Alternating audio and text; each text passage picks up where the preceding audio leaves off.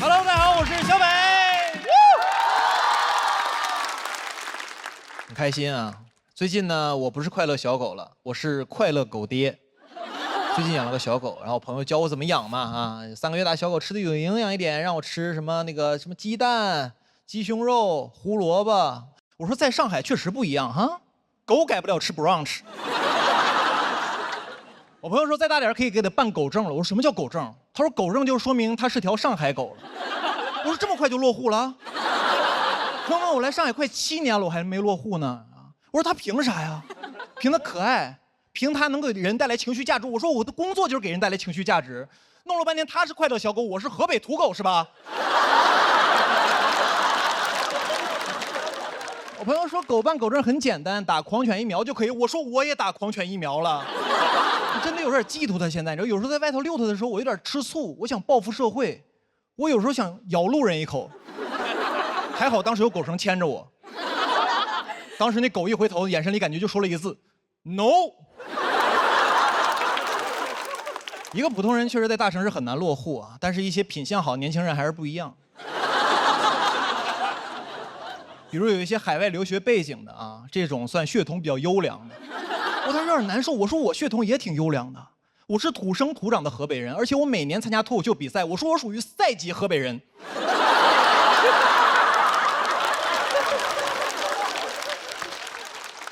而且宠物不仅好办户口、好落户啊，这个城市对宠物也是特别友好。那现在上海很多咖啡厅，你带着宠物去啊，会免费得到一个狗吃的奶油。当时看着那个奶油，我心里五味杂陈。上海卖一杯咖啡很贵，要30多块钱。我当时看着那奶油，我心想，我说我买咖啡的钱是不是都让狗吃了呀？啊！而且该说不说，朋友们，那个奶油不好吃。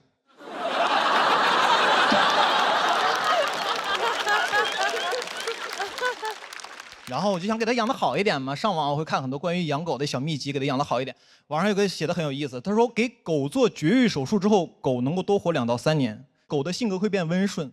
我在想，那些狗如果知道自己脾气暴躁的后果是这样的话，他当时肯定说：“你等会儿，我觉得我的脾气还可以克制一下。”然后还有说这个狗狗做绝育还有好处，就是不会乱尿尿了。我说尿那儿也听你人类的，又要听你话，又要绝育，以后别说狗是人类最好的朋友了啊！什么忠犬八公啊？你人类想要的是忠犬八公公。网上说给狗做绝育还有个好处，就能避免流浪狗的问题，因为一只狗1年要生12条小狗，3年下来反反复复会生出上百条小狗。我说你不能因为这个问题复杂你就这么对狗吧？啊，这件事儿非得从根儿上解决问题吗？我觉得人真的为动物好啊，就不要把人类那个审美强加在动物身上。比如说柯基，柯基本来有尾巴，它尾巴有这么长，因为人类觉得就是不好看，然后给剪成这么短了，你知道？我觉得对柯基这个状态都不太一样了。剪完之后，你知道吧？有的大尾的柯基显得都很友好，摇着尾巴跟打招呼啊，你好你好。断尾的柯基就显得很消极，说啊小柯基，那柯基这样。No 啊！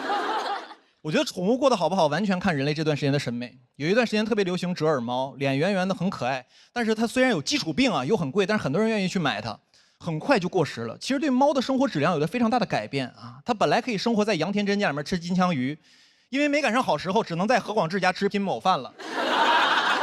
而且过时就很容易被遗弃啊，被那些流浪的野猫看见它都得问他，他说哥们儿，你这小体格是不是流浪撑不了几年呀？那折耳猫说，很难说。但应该能比你多活2到3年。人确实对宠物不好啊，为了好看断尾立耳啊，但人对自己也不好啊，为了好看会动刀打针。人不是不爱宠物，人是不会爱，你知道？所以呢，我准备先学会爱自己，以后狗吃饭前我先吃个 brunch 啊！谢谢大家，我是小伟，谢谢。大家好，我是庞颖。我是一个辩手，但我也有一份全职的工作啊。我为什么去上班呢？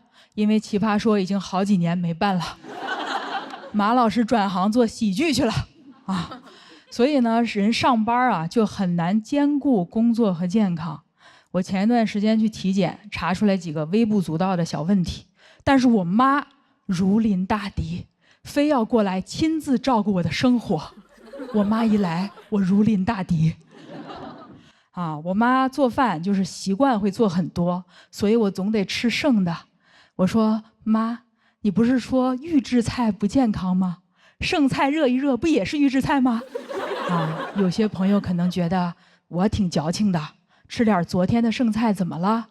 问题是它不是昨天的剩菜，它是昨天就叫剩菜了。我妈呢就说外面的预制菜不好，因为你不知道它放了多久。我们家的知道，米粉肉是前年过年的，粽子是去年端午的。我妈劝我吃他们的理由跟相亲差不多，她虽然不怎么样，但知根知底啊。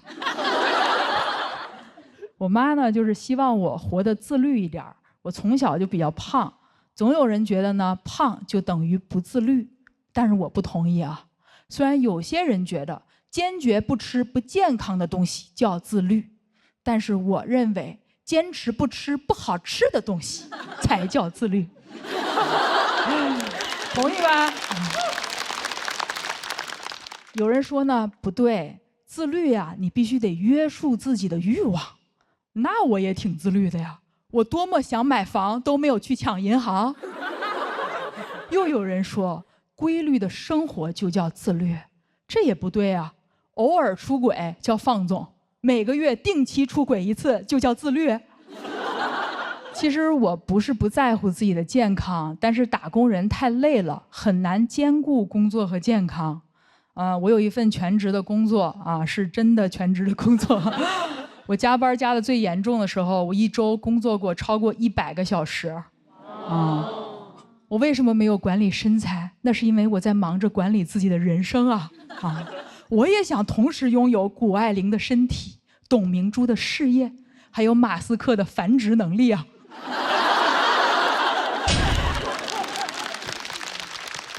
就工作久了呢，是不可能没病的。我觉得我的体检报告比我的工作报告更能体现我工作有多努力。因为病历是很难注水的。我甚至在想啊，去面试的时候是不是病历比简历好用？想象一下 HR 面试，我拿出病历，有结节代表我能忍。别人工作是结果导向，我是节节导向。曾带领团队打破公司最高血糖记录，团队人均211血压。你来自985，我来自 ICU， 我用的还是年假，绝不占用公司公共资源。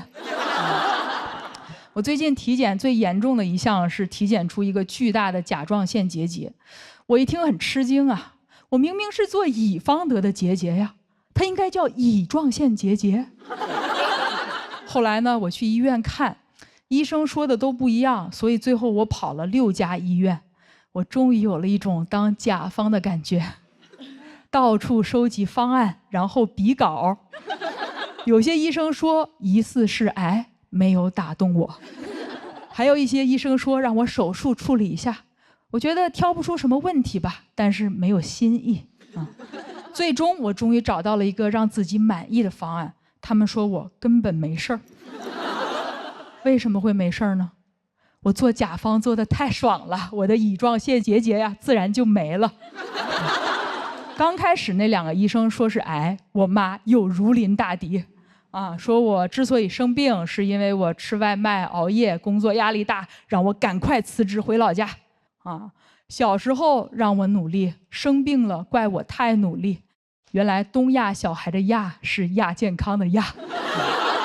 以为很严重的时候呢，我请了一个长假，后来发现是误诊，我也没有销假。毕竟请假挺难的，而且我也想明白了，我不是只有病了才配休息。有个网红曾经说过，到底是多么伟大的前程，才让我们错过了4季。我不想一个人站在秋天里，我不想一个人站在美丽的秋天里，漫天的落叶里，对自己说，我为什么要在最好的年纪，人就没了。好，我想了一下，今天就讲到这里，我得先去休息一下了。谢谢大家。大家好，我是阿水，我是新加坡的演员，但我是老家是东北的。今天跟大家聊聊海外的东北文化，好不好？东北的 globalization。新加坡有很多的中国餐馆，越来越多。这中间东北餐馆是最受欢迎的，而且最好辨认，因为我们东北菜就是食材和做法全都告诉你：尖椒干豆腐、小鸡炖蘑菇、铁锅炖大鹅，你看所见即所得啊。你们听到东北菜名，你可能不喜欢吃，但你至少会做了。你们知道乱炖怎么做吗？你们知道冻梨怎么做吗？这考你们南方菜。知道佛跳墙怎么做吗？我不知道，后来我查过，乱炖。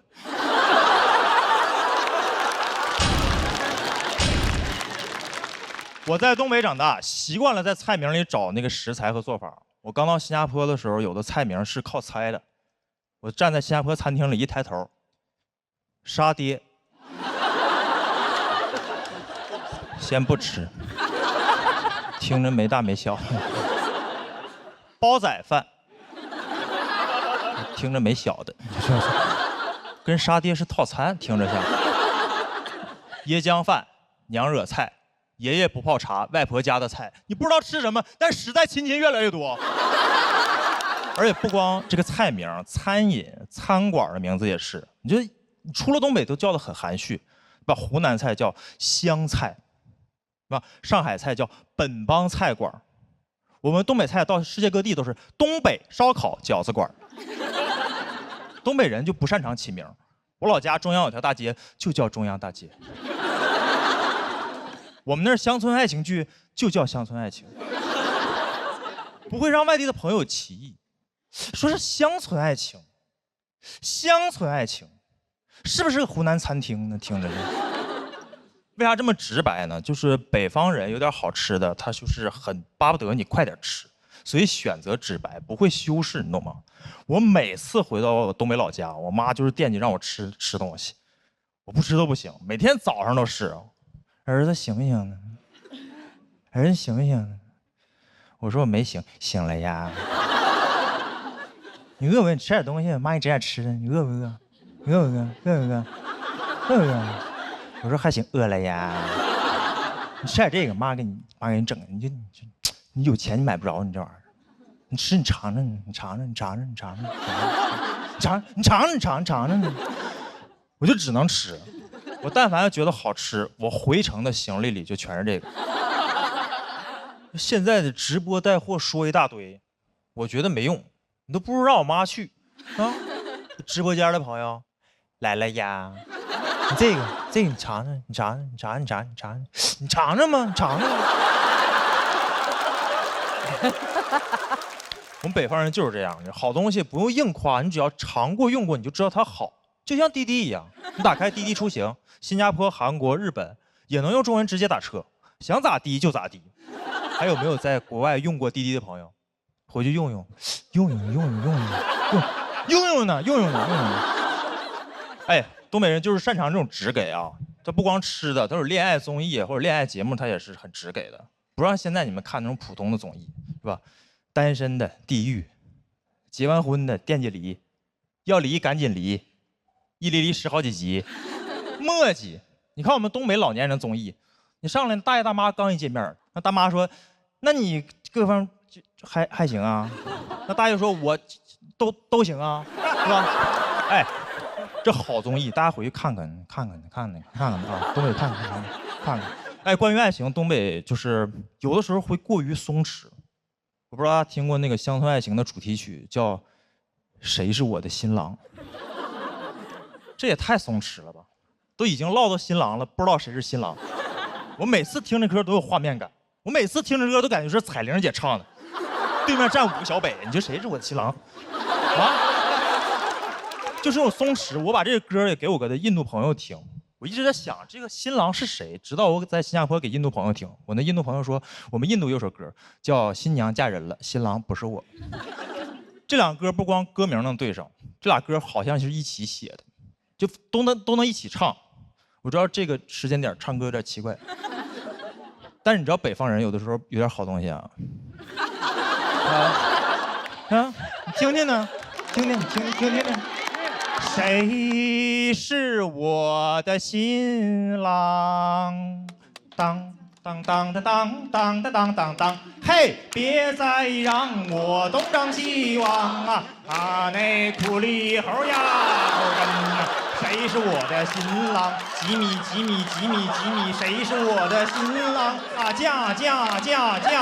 哎嗨嗨，快来到我的身旁！咚咚大，好。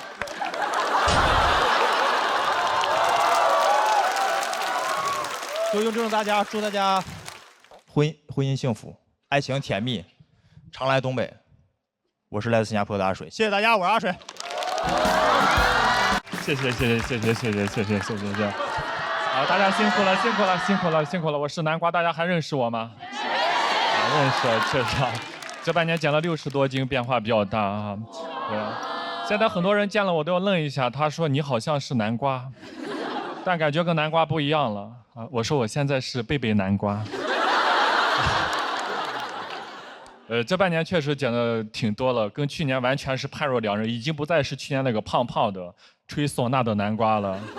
减肥减得太狠了，肺活量都减小了，唢呐都吹不响了，所以我今年就去开发了新的才艺，我去学习爵士舞了。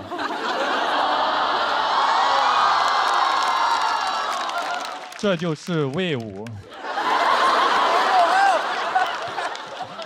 而我学跳舞真的很开心，因为我从小就特别想学跳舞，但是在农村没有条件。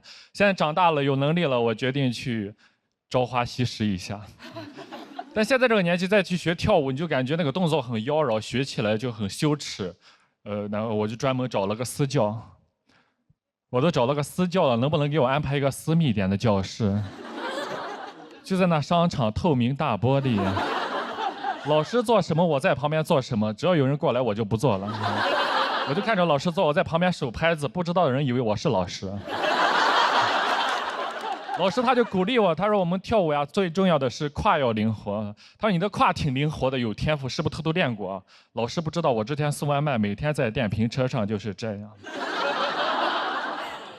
我在学爵士之前就做过很多年的骑士了。真的，现在体验了一下，真的很开心。我小时候特别想学跳舞，但没条件，没得选。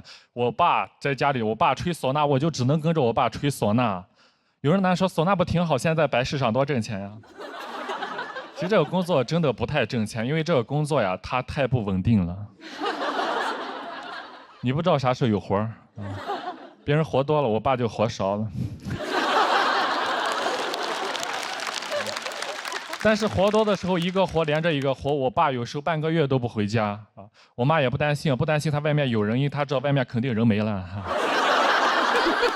这个感受了一下，真的非常的开心。真的小时候，你别说才艺了，连兴趣爱好都很奢望。我上初中第一次接触篮球，一下子就迷上了，天天跟2个朋友一起玩。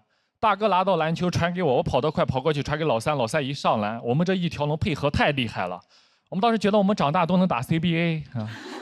后来长大了，我在送外卖，大哥在卖烧烤，老三当了保安。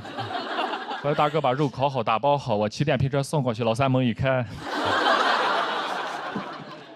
还是一条龙。我们没能相聚在 CBA， 但是我们相遇在了 CBD。到了社会上，就感觉离我的舞蹈梦想越来越遥远了。但那2年很开心，能在网上看一些视频，看一些偶像练习生这种青春有你这种唱跳节目，我很喜欢看这些练习生。就我觉得他们那种青春活力能感染到屏幕外的我。那时候有一首歌叫 Yes OK 特别的火的，当时很多人都在跳。我在送外卖看周围没人的时候，我也会偷偷的慢慢追，慢慢追我的梦。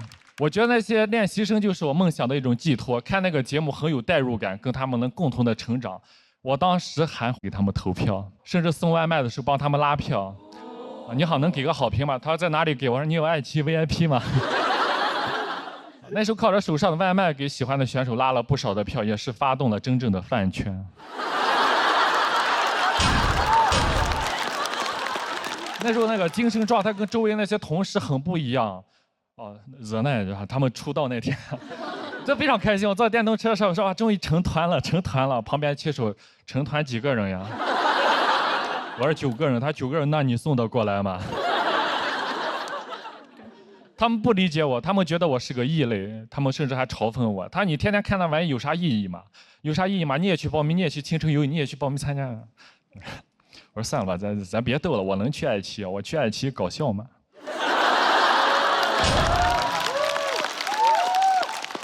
当时确实在电瓶车上限制了我的想象力，没想到最初想上爱奇艺的初衷是想来唱跳的。去年一路比赛比到半决赛，更没想到是半决赛的嘉宾竟然有虞书欣，感觉像做梦一样，这个青春一下子就回来了。导演还给我们说，你们半决赛的选手明天在虞书欣的面前，大家表演一下 Yes OK 惊喜一下。我当时说这不好吧？你看我哪里有跳舞的样子呀？咱就别丢人了。其实我内心想的是 Welcome to my home court 啊，这首歌没有人比我更 OK 了。但当时大家知道我去年那时候200多斤啊，我回去对着镜子我偷偷练，我完全已经跳不动了，已经跳不起来了。我真的很紧张。第2天彩排的时候我就想了个办法，当时小北在我前面。跳得不错，那我就跟着他跳。结果第2天一直完全找不到北了，我真的很尴尬。老天给了我一个在爱奇艺唱跳的舞台，没有把握住。但是我又很开心的是，我讲段子的时候，虞书欣给我投票了。他说：“南瓜老师加油，你一定可以成为你想成为的人。”我当时愣了一下，我说这句话不就是当年给你在手机上说的话吗？真的就像当年扔出的回旋镖一样，又落在我的身上。我终于鼓起勇气，我去报了舞蹈班。我真的很开心，我就问那个老师：“我老师，我之前对着手机我自己练，怎么练都不太对劲。”老师说：“你先从电瓶车上下来。啊，你这跳舞束手束脚的，你往2边迈开2步，大胆一点。”我就跟着老师往2边迈开2步，跟老师一跳，一下子就对了。我真的好开心呀！没想到这简简单单这2步，我用了20年。谢谢大家，我是南瓜。大家好，我是周奇墨。今天呢，再给大家开个场啊。我们这场呢叫金牌赛，就是之前有5位拿过金牌的演员，这一场同台 PK， 拿了金牌还要比啊！哎，你们看节目组还是人吗？啊，我们这个赛制比奥运会还残酷。关键人家奥运会的金牌是真的呀，我们这个金牌塑料的。这5个人每天就是揣个塑料小盘过来啊，还挺得意。后来呢，我们就送他们一个外号，叫“塑料五子”。当然这么讲不太好听啊，后来就改叫“聚乙烯五子”。这5个人呢，散是满天星啊，聚是聚乙烯啊。总感觉他们自己的幽默不可降解。前一阵儿看奥运会啊，也启发了我。我觉得我们这个行业也应该向人家学习。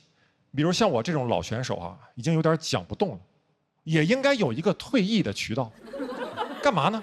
可以当教练，我可以带新人啊。等下一季再有比赛的时候，我在下面，然后我带着徒弟在台上讲，啊，讲炸了，我在下面 yes。然后讲着冷了，我就赶紧叫个暂停，然后把他叫过来。你干嘛呢？啊，你现在情绪不够顶啊！平时白带你看那么多付航老师的视频了。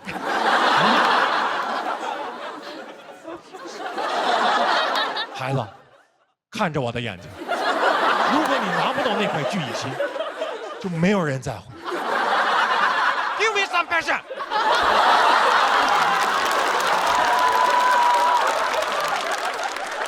看着我的眼睛，我徒弟说 Yes sir。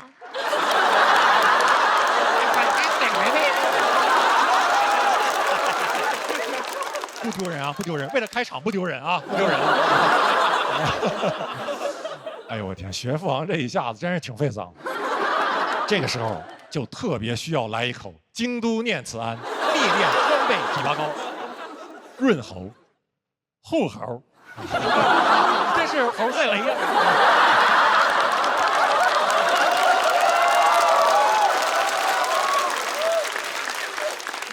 最近呢，我还总想到08年那个时候呀，我还在上大学。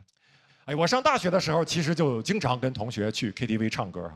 那个时候我就观察到一个现象，就好像我们很多人在里面唱歌的时候，都不是按照自己的方式去唱那首歌的，都是在模仿原唱，啊，包括平翘舌呀、停顿啊、重音啊。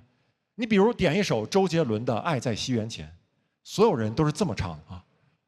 我给你的爱写在西元前，什么让你死掉你也不要。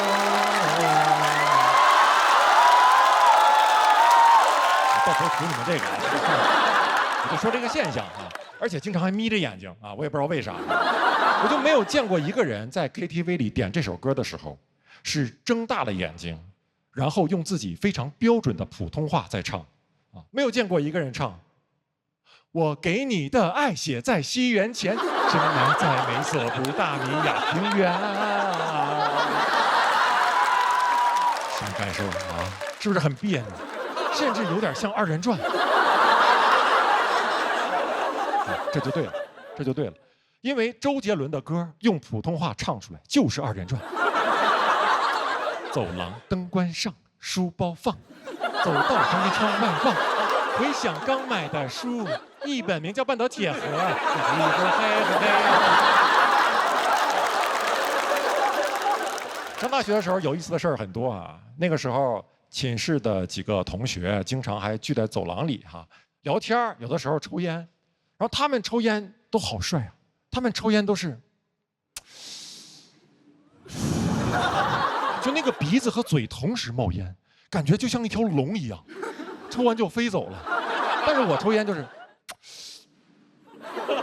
他们说你烟呢？我说烟了。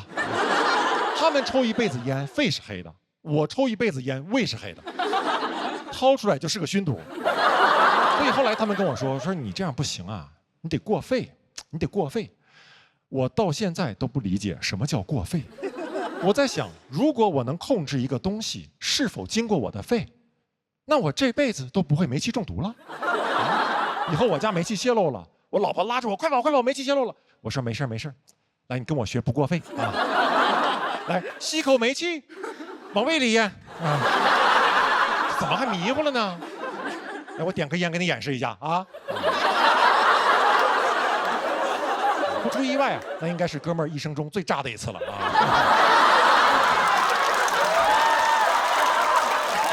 开玩笑开玩笑。今天呢，我只是个开场，主角还是他们巨蜥无子。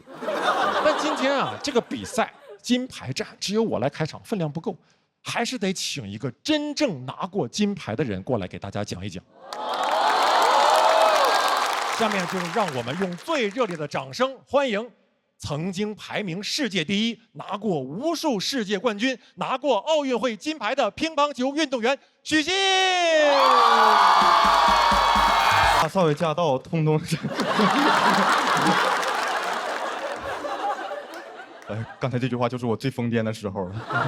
我平时是个特别沉稳的人，我选这个主题是因为我不上班，所以那边隔壁的主题我不知道。我是个特别沉稳的人，我最疯癫的事儿应该就是我太能消费了啊！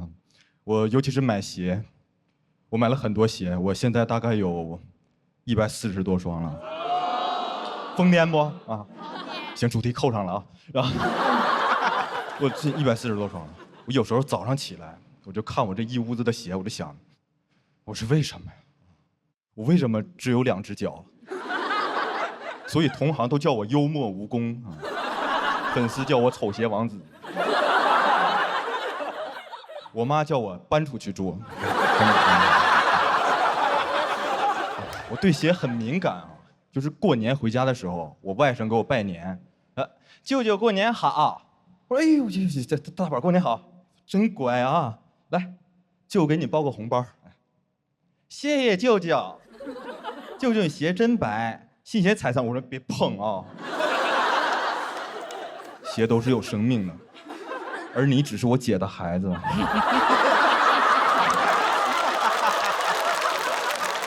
我是从上初中的时候就开始喜欢球鞋的啊，因为初中的时候，只有球鞋才能表达个性，因为大家都穿着校服啊。我老家辽宁鞍山，是全是统一的那种运动服套装，我觉得还挺好看的啊。但是他们非要在后背上印几个字母啊，像其他学校什么鞍山一中、鞍山八中印的都是 ASYZ、ASBZ， 就是拼音缩写嘛，我就感觉就不太时髦了。但我们学校还行，印的是 ASXS， 我感觉像什么什么 school 的意思。虽然我也不懂，但我感觉挺特别的，跟他们比。后来有一次我校服弄丢了，我就去学校一个指定的商店去重做。我说这字母什么意思啊？啊，他说这是鞍山学生。我说那一中、八中这啊，他们都好学校，衣服都定制的，你们是剩下你们都学生。我说那你印这字母有啥意义呢？表达你的身份啊。我表达我什么学生的身份吗？不是，这不就是一件校服吗？我穿上它，我除了是学生，我还能是什么？啊，我穿着校服，我走在大街上，然后迎面走过来一个人，哎，这小孩是干啥的？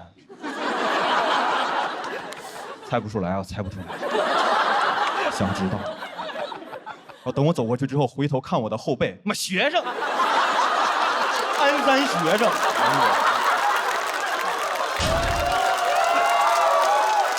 这不写后背，我上哪儿知道呢？穿个校服，我以为厨师呢。没有这种大傻子啊！而且你想表达身份，你就直接写汉字嘛，对吧？你就写鞍山学生，是吧？中国李宁，你看，看着也时髦。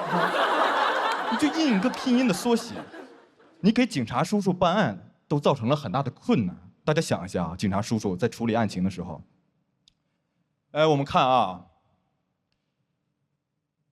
该名犯罪嫌疑人年龄大概在16岁左右啊，身着校服，衣服上面写着 ASXS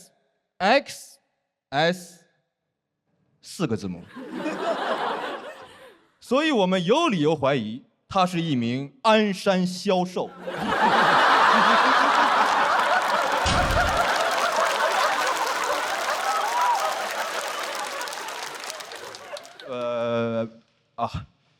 他有没有可能是鞍山学生呢？还是经验尚浅呢？啊，哎，我们看啊，我们逐字分析啊，逐字分析，写的什么呀？是不是安斯山西学等会儿啊。西死学生消学西窝学，总之他是一名鞍山凶手。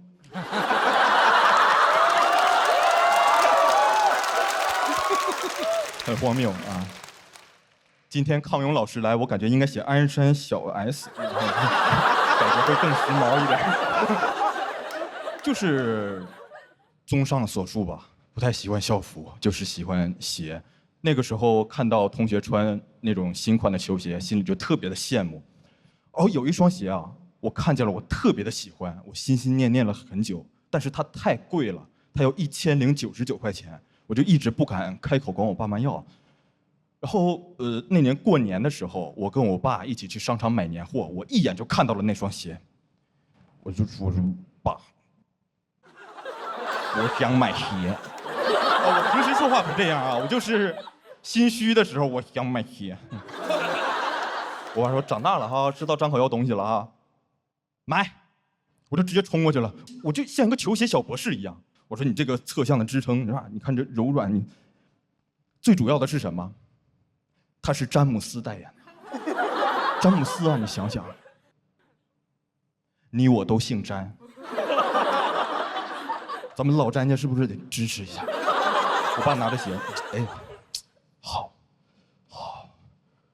然后看鞋底儿贴了一个小贴纸1099。我爸说，那个小伙啊，哎，你这个鞋多少钱呢？就是这个编号1099这个。店员说1099，我爸说对1099，店员说对1099，先生。我说爸，是不是有点太贵呢？爸说，贵贵什么贵？这是1000多块钱儿，装饰，软和吧，软和，跑两步，跑一下，是挺好啊，是挺好。就定下来买这个了，是不？行，那咱再转一圈，要没有合适的，咱就回来买这个。我就再也没有回来过。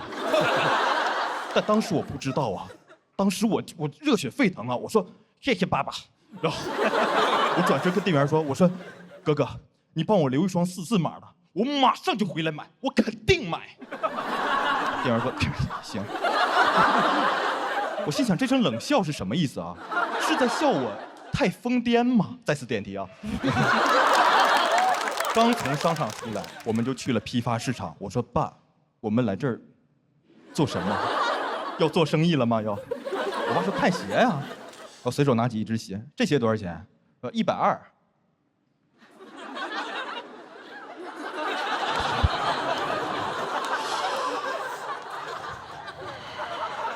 我说爸，你想笑就笑吧。你穿试试，软和吧？不软和。跑两步就软和了，新鞋都这样。那就定下来是这个了呗。我说你把这个口音收起来了。你跟谁说话呢？没人定啊，我肯定不定这个。我爸看我这么认真，就说：“那行，那咱回去吧。”我前脚刚走，老板说110，我爸说70。最后，我穿着这双75块钱买来的鞋，走出了批发市场。那一刻，我恍然大悟，我突然想起商场店员的那声冷笑，我以为他在笑我太疯癫，其实他在笑我看不穿啊。谢谢大家，我是孙总。哎，大家好，大家好，哎，我是小鹿，哎，今天呢聊聊我妈，哎，我爱我妈。但是啊，我妈这个人，她的社交方式吧，她就是有点颠啊。我妈前2天突然给我打了个电话，说：“鹿，我给你发了个号码，你给这个亲戚打个电话，他就是那个谁的堂弟的老婆的亲姑姑的女婿，也在北京，你们来往一下。”妈耶，就刚才这条社交链条上的每一环，我都不认识，也没有血缘关系。这算什么亲戚？这个人放古代，我们家诛九族都捉不到他。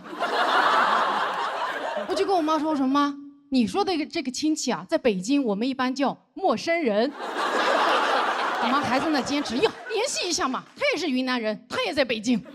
我说那又怎样？我只是一个普通云南人，我又不是云南驻京办。哎，我不喜欢给人打电话，我妈不能理解啊，因为我妈如果想给谁打电话，拿起电话直接就打。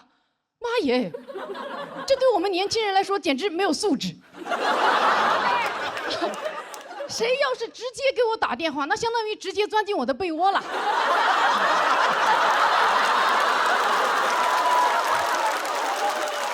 我妈是钻进我的被窝，还揪着我的耳朵一起去钻别人的被窝。我真的做不到。我活到现在为止，我能拿起电话直接就打的人只有110和 Taylor Swift。为他打 call。而我妈能拿起电话直接就打的人，就是每一个有电话号码的人。而且我妈打电话最生猛的是什么呢？直奔主题，打过去，喂，王秀兰，老李说我们家楼顶上水管裂了，你去帮我看一下，有问题找人来修一下啊。下午你去包2包豆腐给小鹿寄过来，挂了啊。好帅呀！除了我妈，应该只有超级英雄是这么挂电话的吧 ？Got go， 挂。干脆利落，对吧？你不会见到钢铁侠挂电话的时候在那哎，是。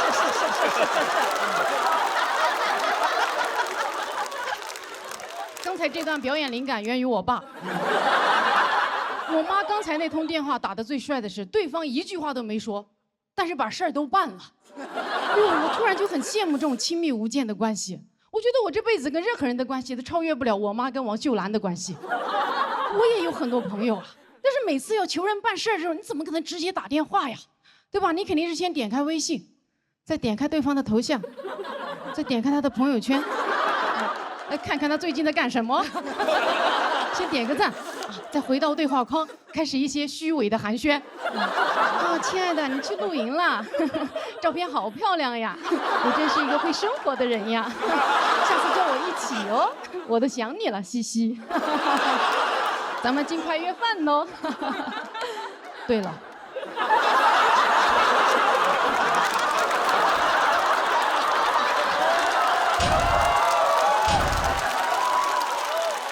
任何聊天里，但凡出现这个对了，那就说明前面都错了。我们每个人都清楚这个转折是多么的生硬和拙劣，但还是坚持用它来掩盖我们的蓄谋已久啊！假装是在聊天过程中，我一不小心我想起来了，哎呦，还是你激发了我呢。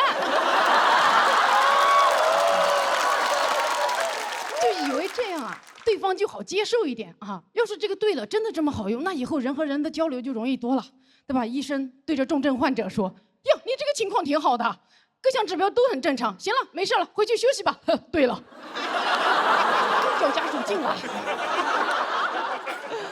我妈现在啊，几乎是全职在刷短视频。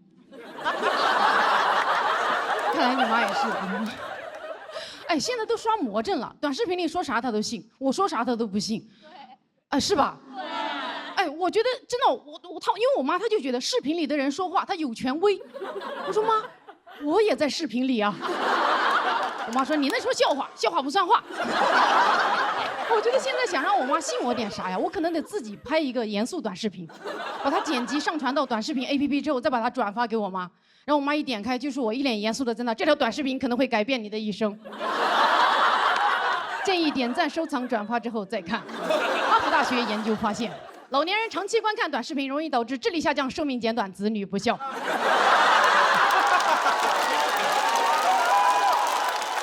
每天观看短视频5个小时以上，会导致子女不孕不育。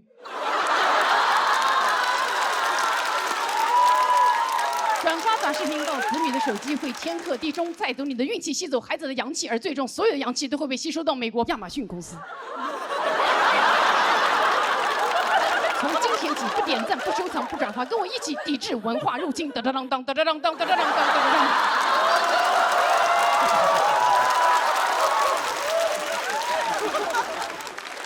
哎，我妈很爱玩手机，但她从来不关手机铃声。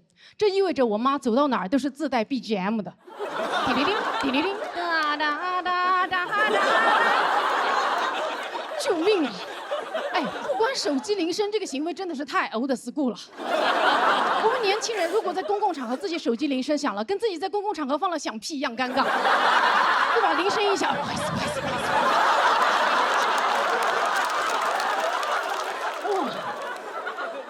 老年人铃声一响，理直气壮，哇！我妈的铃声最要命的是，它还带震动。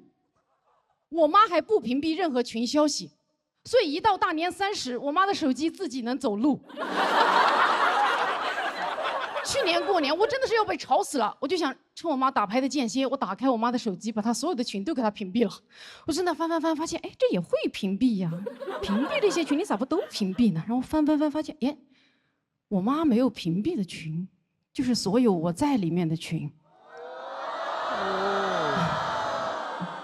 我知道你们有点感动，但你们也不要太感动，因为我还发现我妈置顶了王秀兰，没置顶我，还屏蔽了我爸。但这个故事里面最难过的还是我妈啊，因为我偷看她的手机，并且把她的隐私当作笑话到处乱讲，就跟她以前偷看我日记之后的所作所为一模一样。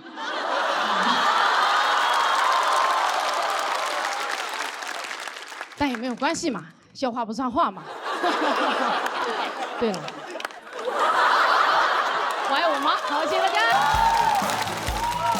大家好，我是许昕。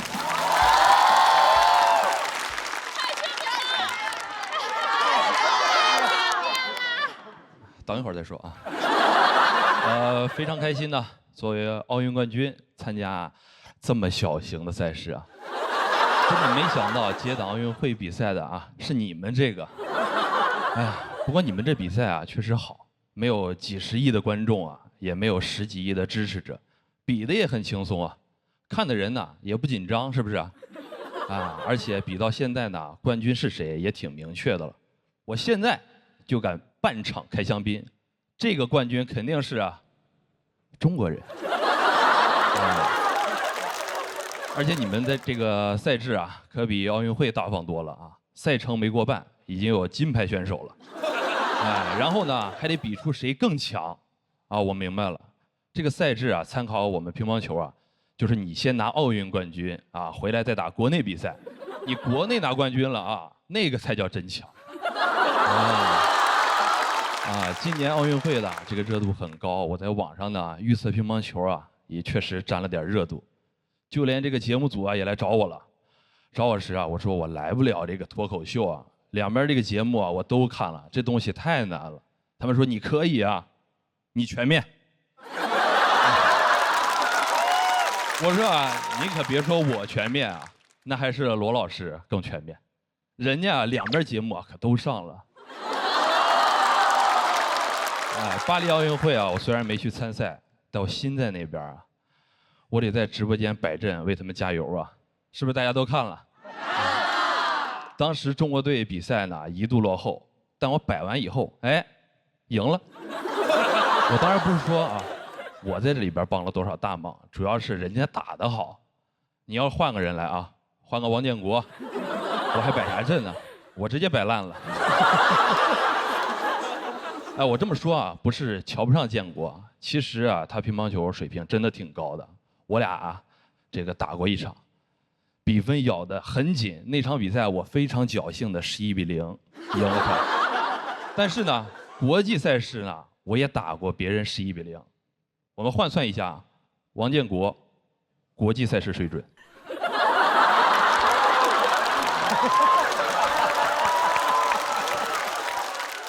相比其他乒乓球选手呢，我确实是这个挺能整活的所以呢没少挨教练骂。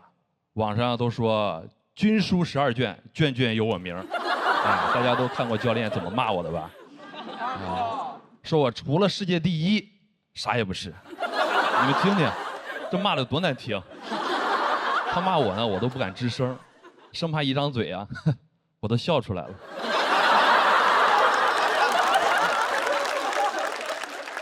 队里呢确实挺严肃的，拿了冠军呢也都不敢笑，因为还有人被说整天嘻嘻哈哈等于自杀，你这样哪能留你要是我说这儿就能留我，在这个节目不嘻嘻哈哈才等于自杀。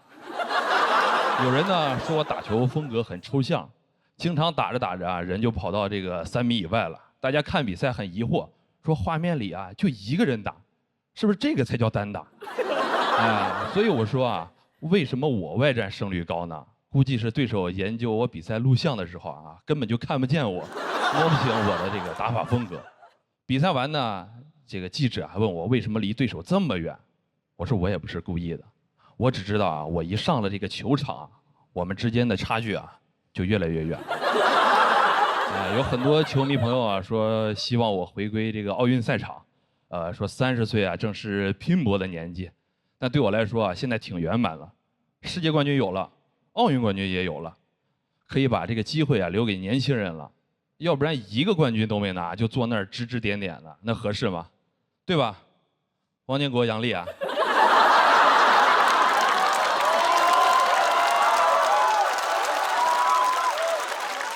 今天这个看到很多新人让我想起我刚进国家队那会儿打选拔赛，第一次呢就跟王励勤打，当时呢心态很放松，他是世界第1，我是无名小卒，我觉得呢输了很正常，赢了赚，输了算，输了呢我当时还在央视露脸了呢，不好意思，最后我赢了。希望大家呢也能有这种赢了赚，输了算的心态。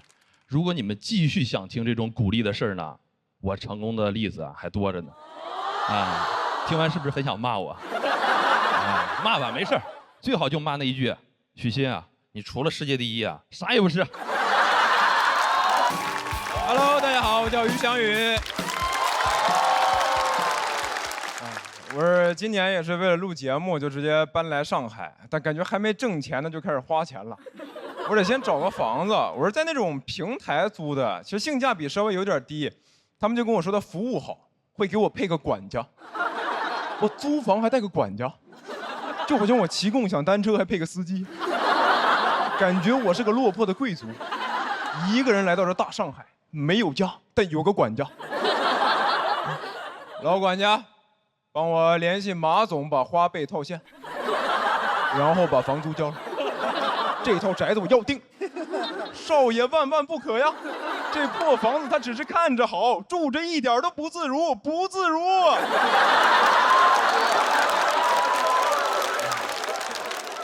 我发现现在这些花钱的地方就很爱给你用一些很高端的词儿，显得我过得多好似的。你像支付宝也是，现在都不把你的钱叫钱，叫资产，叫你财富管理。我看着我的总资产3块7毛6，说完了，被几家电商巨头联合做空了。还好我还有不动产，我还有一片森林和一座庄园。哎呀，支付宝就天天劝我保护地球，我还为衣食住行操心呢，我哪有那个能力？你让我保护地球，不就相当于让蚂蚁保护森林？支付宝为了让你多用它，就把这个话说得太好听了，说你的日常生活都可以收集绿色能量，改善环境。不是，我也没有那么高尚吧？我只是为了省钱被迫过得很环保。那我天天出门不打车，我挤地铁、骑自行车，就是为了以一己之力对抗全球变暖。每次累得要死的，哎，又为地球贡献1小时，真是能量满满的一天呐！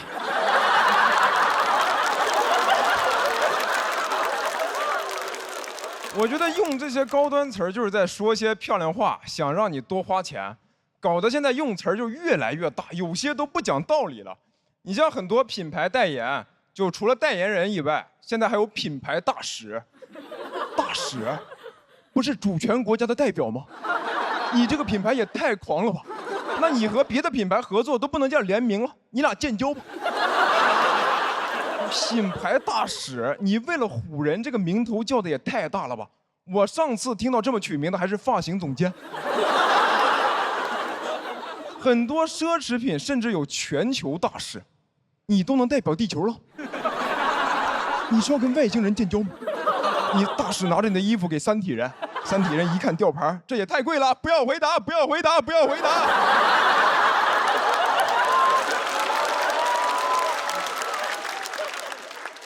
我觉得代言奢侈品还算好的，更夸张的是，现在很多明星都开始代言生活用品了。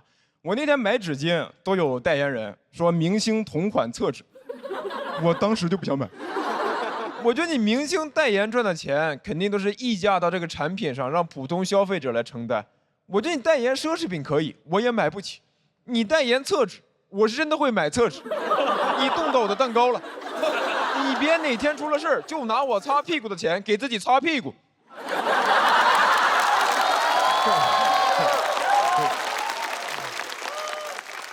我觉得这个一个现代文明社会应该少一点这种漂亮话，多关注一下人的具体需求。但现在经常就是为了表面漂亮，完全不管你实际需求。你像很多商场现在会宣传自己各种友好，修得贼漂亮，但就是不愿意在厕所门口写个男女，非要用个非常抽象的符号。男厕所就这样，女厕所这样。有时候乍一看都分不清，你哪怕画的真实一点呢？男厕所，你就画一个小人在那偷偷抽烟；女厕所，你就画一个普通的小人，后面排着67个小人。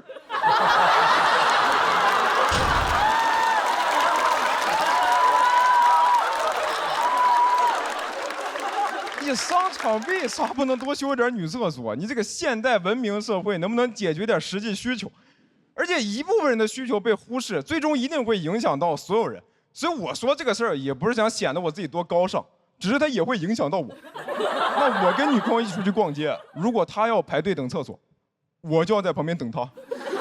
我有时候等没事儿干，我都想帮她排。我说你先去试衣服吧，我在这儿帮你排着。我愿意为了你做一个变态。我向前一小步，文明一大步。每次听到这些漂亮话，我就觉得你们有那个说话的功夫，不如多干点事儿。这个世界不需要语言来精装修，只需要少点宣传墙，多点卫生间。谢谢你们，我叫于翔宇。Hello， 大家好，我叫刘洋哈。然后大家也知道我最近一直在录2个综艺，然后北京一个，上海一个，所以基本上就是来回飞。你知道飞多了之后，你会就是产生很多的见识。我长了很多的见识，比如说我第一次在飞机上遇到经济舱的金卡会员，各位有遇到过这种金卡会员吗？我第一次遇到的时候很惊讶，我说金卡，这得多尊贵啊！这不得一会儿空姐跑过来说李先生你好，你是我们尊贵的金卡会员。一会儿咱们还是老规矩，飞机起飞之后您来开，其他乘客把安全带系好。我们李先生喜欢转圈飞啊，想的是这种。你知道金卡会员享受什么特殊待遇吗？什么都没有。他唯一享受的待遇就是空姐会过来告诉他所有人都知道的消息，然后跑过来，就这消息跑过来之后，目光如炬盯着李先生，炯炯有神，生怕瞟我一眼，然后让我把尊贵感给偷了。盯着李先生，李先生您好。你是我们航空公司尊贵的金卡会员，我们的飞机将会在19点降落在首都机场，地面温度23度。如果你没有别的问题，我就先走了。他就走了。我说这有啥尊贵的呀？李先生也很局促，我心这就是金卡吗？对吧？也不尊贵呀。我心想这得帮帮李先生啊！我就在那儿坐着坐着，突然说：“几点到啊？这不知道时间坐过了怎么办呀？”地面温度多少度啊？手里的外套穿不穿呀？穿不穿呀？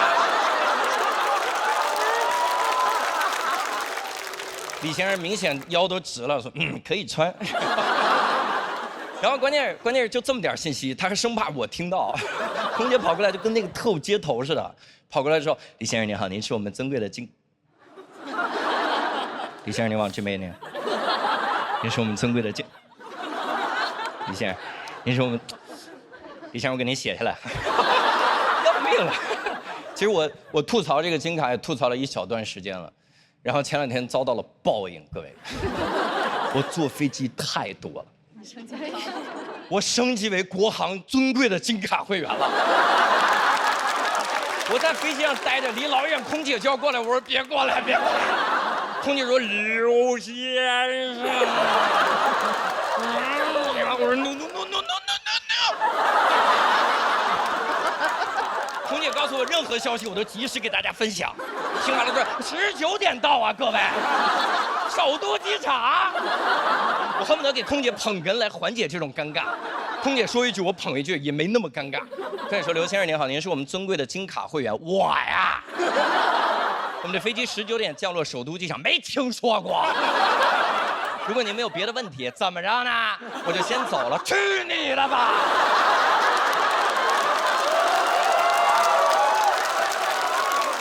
这还是我办过的比较尊贵的卡了。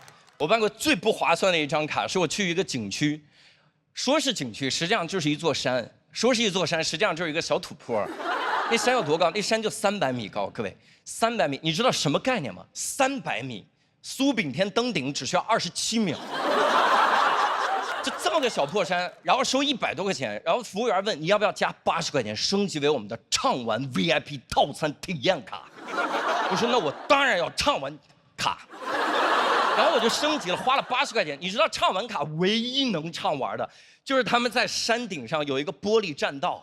你见过玻璃栈道吧？2个小土坡之间弄一个玻璃板子，你走在上面说 pass 了 pass 了 pass 了 pass 了，就那么个破玩意儿，你说玩不玩？当然玩，80块钱白花了。我就玩，但是问题是各位，我有严重的恐高症，我站在上面一步都舍不得走。别人说是80块钱这么心疼吗？一步不迈。但是问题，我老婆了解我，她说你这样，你把眼镜摘了，你看不见不就不怕了吗？我就把眼镜摘了。各位，我还有严重的散光，我一摘眼镜，玻璃栈道变仨了，3倍恐惧。我实在没办法，我就把着那个杆，我真的眼睛都不敢睁，浑身颤抖，一点点往前蹭着走。旁边人都惊了，我说盲人也怕玻璃栈道吗？不合理啊！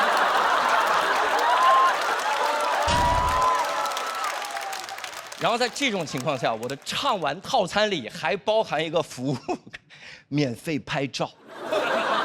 因为景区就是认为我在这种情况下脸上红温、浑身发抖、已经出汗出的不行的情况下，会产生一个念头：要是有人给我拍照就好了。我在那闭着眼，我就听咔嚓咔嚓咔嚓咔嚓，我说完了完了，我一下玻璃栈道有一个屋子，一抢我的照片，全是我驯服五官的全过程。我说这玩意儿太可怕，我就要走。走的时候，景区服务人员跟我说：“刘先生，这些精彩瞬间真说得出口啊！这些精彩瞬间，您只需要花25元就可以买回去。”我说：“你做梦！你给我25，我也不买。”他说：“不买就一直挂着。”我说：“买，大哥。”商量。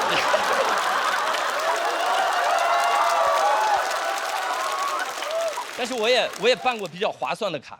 我办过最划算的一张卡，是我去一个主题乐园办了一张优速通，不打广告了，所以不告诉各位是哪个主题乐园。我去看米老鼠的时候，在里面，你知道优速通卡有一个好处，就是你不用排队。你去了主题乐园，你排过队都知道，那队伍都不是直线，那队伍就 S 型，那都不是 S 型，那就是人类小肠图解。门外5个小肠，好不容易绕进去一看，还有5个小肠，一直在那儿绕。这种队伍里最尴尬的就是你迎面过来一个熟人，你们这一次碰面，接下来你们就会无数次的碰面，你们就一直绕，这哥们儿就一直在你前面，你转3圈就没话了。在那走着走，哎，老张，你也来这个主题乐园？我也来了，我真巧，多少年没联系了，真是哎，常联系，回头见啊！一回头就见了。啊，老张，我坐飞机来的，是，飞机很累，吃饭啊，记得吃饭。然后一回头，咱们现在把饭吃了呢啊！我告诉各位一个方法，我自己研究出来的，在这种队伍里，如果你想要维护你们的友谊，你只需要还说一模一样的话，但你换个形式说就好了，保证你们的友谊长存。就是你用评书的方式说一模一样的话，友谊还在。你想想那感觉啊！一看到老张，哎，老张，你也来这主题乐园啊？我也是，哎。来的时候，那个飞机上啊，黑暗中忽然听得一阵脚步声，欲知来者何人，咱们下圈分解。一转过来是空姐。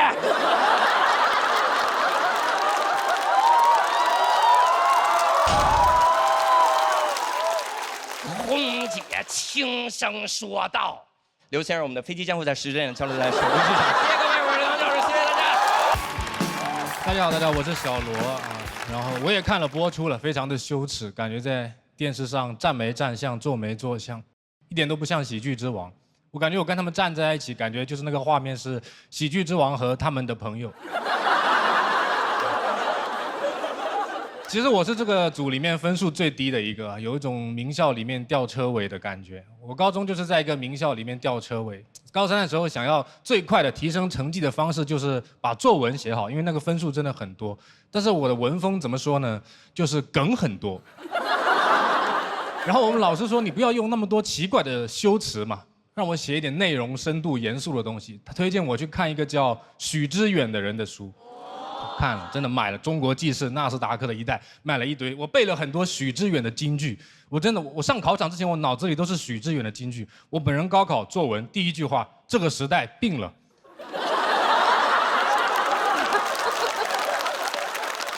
0分，因为大梗不能放在开头。我就是挺喜欢修辞，我就喜欢细枝末节的东西。我觉得有的时候人因为太注重内容而忽略细枝末节的重要性。我是一个福建人，我到现在都没有理解为什么福建人对于一个食物最高的尊重，居然是不放盐。我妈经常跟我讲的一句话是：今天这个汤很好，我故意没放盐。我说你不应该是不小心没放盐吗？你的越贵的食材他们就越不放盐，比如说老鸡汤，他们是不放盐的，但是普通的小鸡的汤。他们就放盐，怎么鸡是越活越咸吗？还是老鸡会跟小鸡说，老子吃的盐比你吃的米都多？老鸡也很无奈，说我一片真心换来了一个无盐的结局。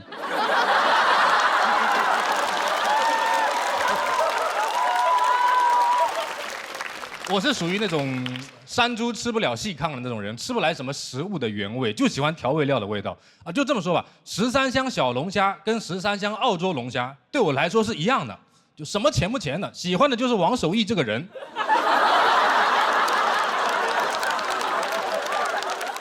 我当时经常求我爸妈，我说我们放点盐吧，不放盐不好喝。他们就会说，哎，暴殄天物，放盐就暴殄天物。他跟我说这个汤很好，不放盐就很好喝。我说那放了盐不是应该更好喝吗？哎，这个道理是不是像如果有一个帅哥，他长得很帅，他剃平头穿白 T， 他就可以很帅。但是问题是，帅哥留了发型，他穿了西装，他只会更帅啊！你不会说一个帅哥穿西装是暴殄天物吧？你只会说哇天物，我一个暴殄。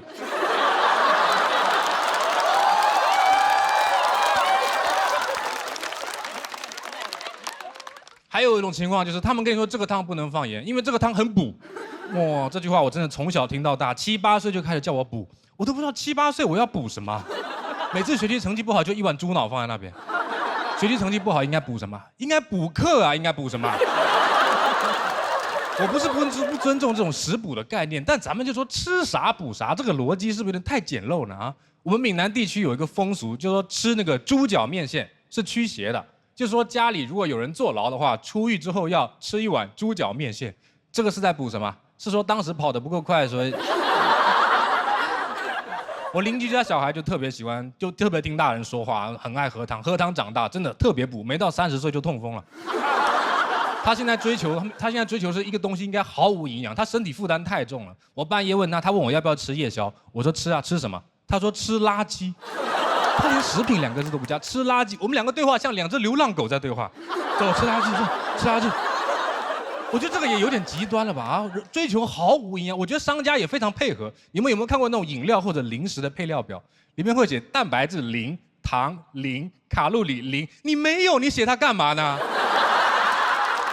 配料表就是食品的简历嘛，对吧？你会在你简历里面写4级没过，小提琴不会。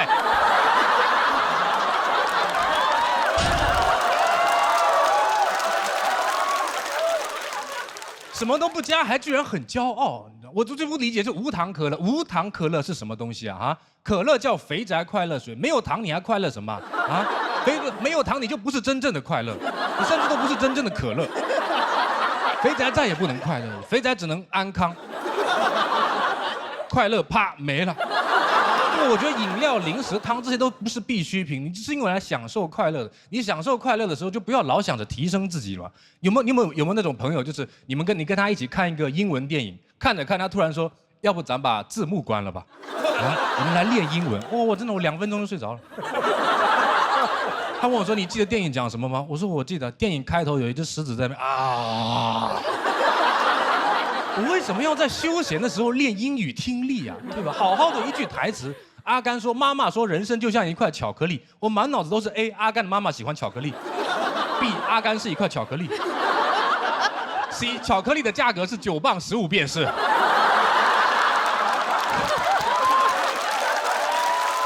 就像你听脱口秀，很多人都很希望脱口秀有教育意义，如果内容跟梗是一样重要的。你说皮之不纯，毛将焉附？但毛之不纯会冷啊。你不可能听了10分钟脱口秀完全不好笑，但是说但这段表演很有营养。我觉得脱口秀就应该好笑嘛。有人说你肯定是羡慕那些比你有内容的演员，线下专场卖票卖得比你好，说我肯定是吃醋了。我说哎是，但我喜欢吃醋，因为醋也是调味品。我就是为了这个醋包这个饺子。谢谢大家，我小文。大家好，我是付航。我不想当猴了，因为到哪儿都管我叫猴。前2天我在一个办事大厅，有一个大哥，他都离得我很远，好多人，他直接就，哈，我也不能不回应他，显得有点装，我就给，结果呢，他说来猴哥合影，咔，照张照片揣兜里，引起旁边老大爷的注意了。你说老大爷看热闹，他们没有任何的边界感，他们就这样，就这么。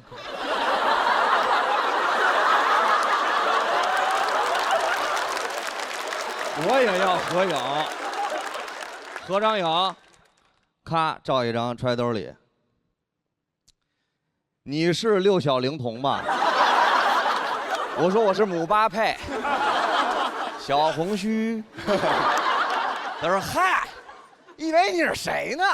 哎，我说大爷，为什么您的嗓子这么棒啊？他说小伙子，因为啊，我有京都念慈庵蜜炼川贝枇杷膏，老字号护嗓指定行。我植入完了，你可以继续讲段子了。我说好的，大爷。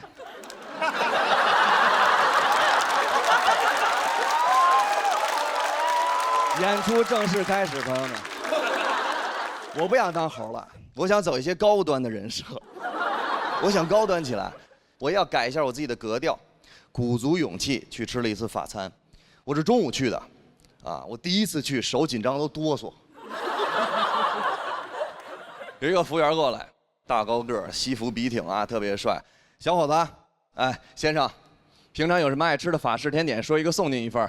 我当时第一个想法就是法式小面包还是盼盼，但是我没说，我说你给我来一个米苏提拉。他说先生，您说的是提拉米苏？我说提拉米苏。我平常在外国待的时间有点长，喜欢用倒装语句。他说那先生，您可以用英文点餐。我说我在日本。他说瓦达西诺瓦里得脚步。我说得脚步。瓦达西诺还是英文点餐吧。他说好的先生，给你菜单。我拿过来，我没有说 Thank you sir， 我说的是 Thank you sir。懂英文的都知道里边的门道有多深。Sir 是美音儿。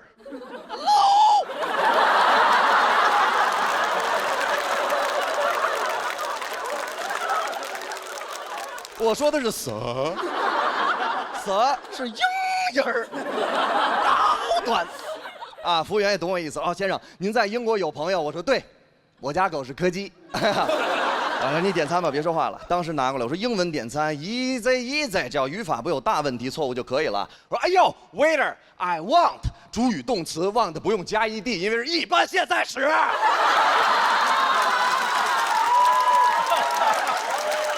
当时我说 I want， 服务员，我说 this over， 服务员，这什么过去？我一看吃住他了，我不光想点餐，我还想炫技，给他展示一下我高超的语法。我说：“哎呦 ，waiter， wait， I want more。” I want， 我说富航，人生只有一次，你愿意当一辈子的懦夫，还是一瞬间的英雄？哪怕只有一瞬间，我选择了后者。我要冒一些风险给他展示我华丽的语法。我说：“哎呦 ，waiter，I want not only this。” But also, this, 懂英文的都知道里边的门道有多深。在不经意之间展示了我对过去代词似海参一般的理解。他明显没听懂的表情，但是没关系。服务员，我说在的。Those 就是 so many 在。当时服务员，哎呀，学不过来了，太多代词了，森森。我一看吃住他了，我太帅了。我说伊丽莎白，给我点一根雪茄，啊，不是雪茄。雪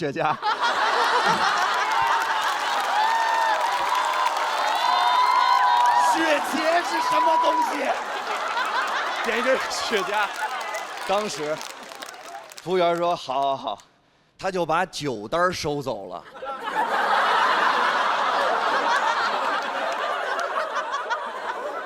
懂法餐的都知道里边的门道有多深。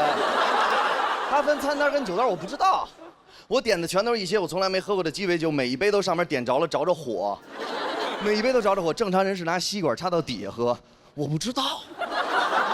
我一把酒杯抄起来，我看着上面那火焰，我说这个火焰，它有没有可能不烫？啊，别笑我，那个也不烫，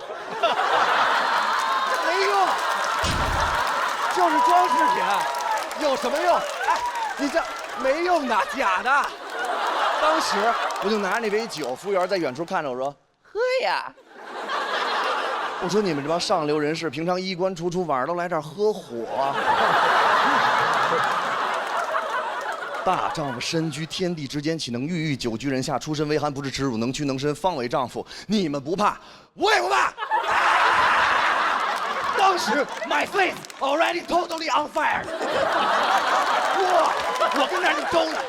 旁边那帮上流人士就觥筹交错聊融资 ，A、B、C、D 轮聊着聊着，突然感觉眼角火光四溅，一转头，小黑人在角落自焚了。富航吞起火球了。那服务员，拿起吸管，先生，请用吸管。当时我正跟那儿王侯将相，宁有种乎？啊！我正干呢，他啪一拍我，回头看见吸管，我说 something wrong。服务员 ，What were you doing before？ 对不对？豆哥里边的门道有多深？这大是我对过去跟这次海参一般的理解。服务员，让吸管。当时我知道自己喝错了，但是没关系，朋友们，我能力挽狂澜，为什么？因为吸管的英文单词我背过。啊，我拿起来我说 Thank you for your straw。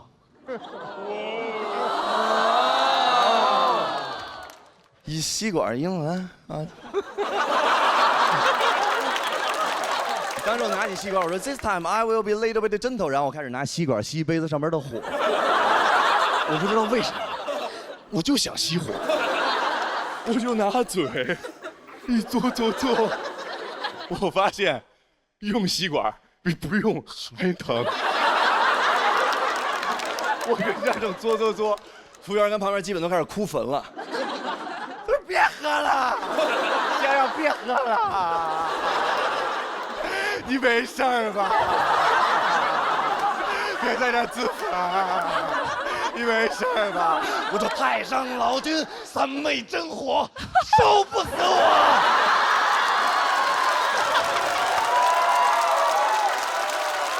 我不怕你们这些上流人士给我设计的小陷阱，我不怕。再见。到门口，我虽然在里边非常焦虑，非常的那个骄傲，完了之后给他这种感觉，我什么都不办，但是我出来真的哭了，太丢人了，太丢人！我连法餐都不会吃。我说那我就写一条段子来证明我是人吧，对吧？我没别的可干了，我就开始上网搜怎么区分人跟猴。我想天天给观众讲，网上只有7个字：能正确的使用火。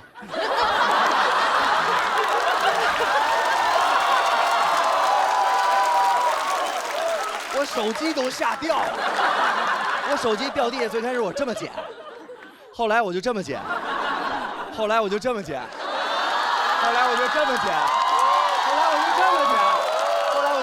懂进化论的都知道，刚才这段表演的门道有多深。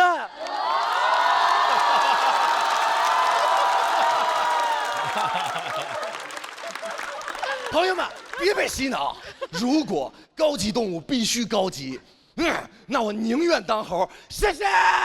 Hello， 大家好，我是小北。耶，开心，朋友们开心，录节目有工作了，朋友们。去年很长时间我都是在家待业的状态，然后有一阵儿带不动的时候，想搞副业，想这个直播带货挺赚钱的，是不是可以改变一下命运什么的？狠狠搞了3个月，想着狠狠赚一把，朋友们，3个月挣了2000多块钱。我发现啊，这个脱口秀观众啊，很难在脱口秀演员这儿消费，他们唯一想消费的就是我。经常在我这儿出梗，你知道吧？经常问他说：“小北，那个，请问你这个链接里面的漱口水可以做可乐鸡翅吗？”我说：“这个可乐鸡翅可能有点费劲，要不要你尝试一下做一下漱口水鸡？”这，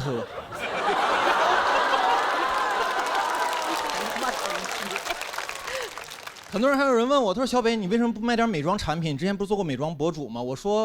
我说我是做过，后来不是转行了吗？我有点忘了，以前那个腮红画在脸颊，后来不是画在鼻头了吗？以前是小美，现在是小丑。为什么不赚钱还直播呢？是因为直播有个隐性福利，就是会送一些小样什么的，你知道吗？那些东西用着用着呢，就有点恐怖了，一下子把我的生活品质拉上来了。很多东西我都不用啊，比如说漱口水，我平常都用自来水漱口。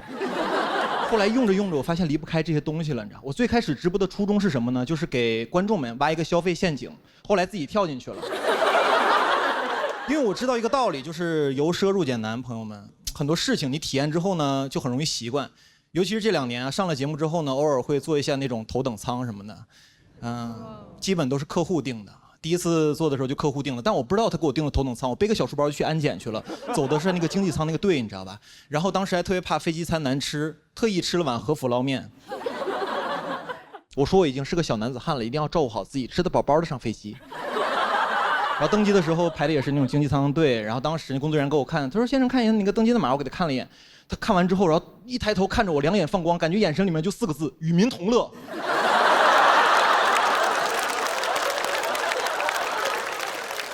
然后我就继续往那个经济舱走，走的时候，然后空姐在门口说：“哎，先生看一下你的位置。”我看了一眼，她说：“哦，先生，你应该往左走。”我说：“左面是货舱吗？”他说您是头等舱，我说我是头等舱，他说对，您是头等，我说我是头等舱，那感觉就是哇，哥们儿你混出头了，你知道吧？然后往左走的时候，说实话，当时还是穷人思维，你知道吗？往头等舱走的时候，我在心里想，我说这客户也太乱花钱了，我说订个经济舱就行了，你可以把钱折给我呀，对吧？但是当时还是想体验一下，到了头等舱之后非常新鲜，然后当时坐在那儿。这个很多东西都不一样，空姐也不太一样，你知道吗？当时我刚坐那儿，空姐啪一下就跑过来，然后过我旁边了。当时我都懵了，我说你要跟我求婚吗？然后他非常熟练的说我的信息，他说你好，请问是林先生吗？我对。他说这个飞机是从上海飞往北京的，我说对。他说您是第2次乘坐我们航空公司，我说对。我说你怎么问我这么多问题啊？那个我还是河北秦皇岛人。我是13年读的大学，17年毕业，后来找不到工作讲脱口秀，对。我说这个东西也不是我定的，我是客户给我定的。我要是不行坐后面也行。那个我说你蹲着累不累？要不你坐会儿，我蹲会儿。然后呢，其实也没有问这么多啊，就是很关心我。然后他问我，他说先生，我们一会儿有这个头等舱特殊的餐食，你要吃吗？然后看了一下，很丰盛。但我说我刚才吃了和府捞面了。他说哦，您的意思是不使用餐食了是吗？我说我可没这么说哈。别吃。然后呢，我就开始，他又走了，我就开始参观那个头等舱。头等舱确实很贴心，准备了很多东西，小毛毯、小枕头，还有小拖鞋，我都用了用。拖鞋我也换上了，虽然那天我穿的就是拖鞋。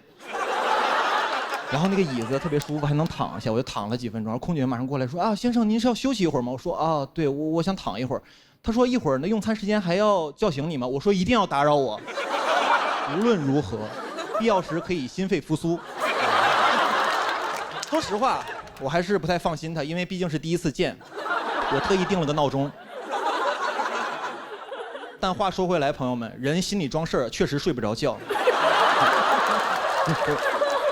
然后当时就特别无聊嘛，我就特别好奇，这个头等舱的旅客一般坐飞机的时候干嘛呀？我就看了一下，那很多商务人士穿着西装革履，打开笔记本啊，开始写，就是办公什么的。当时我看的时候，我说我也办会儿工。啊！我把我那小平板打开了，你知道？我说我准备写会儿段子，朋友们根本写不出来，一点负面情绪都没有。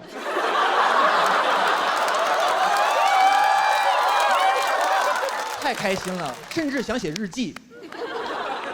今天我终于明白了一个道理：为什么有些脱口秀演员挣钱之后就变得不好笑了？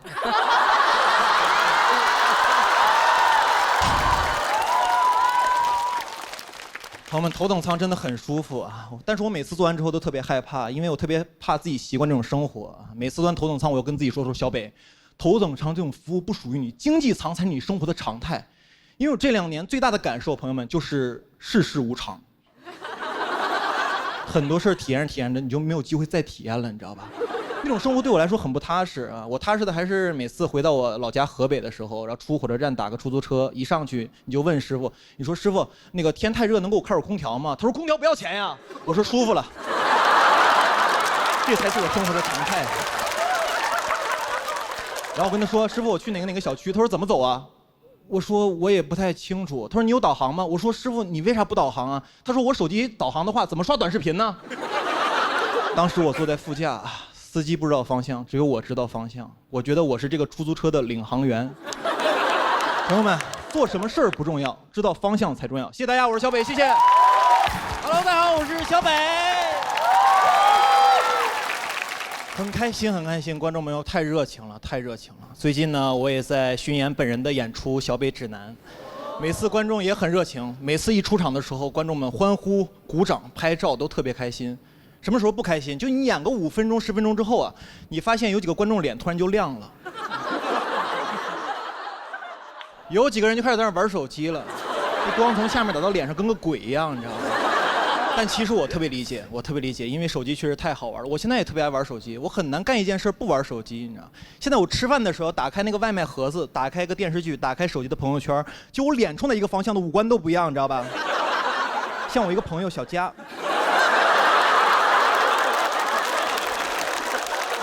哎呀，而且这个电子设备现在有个功能，就是每天提醒你，就是用电子设备的总时长。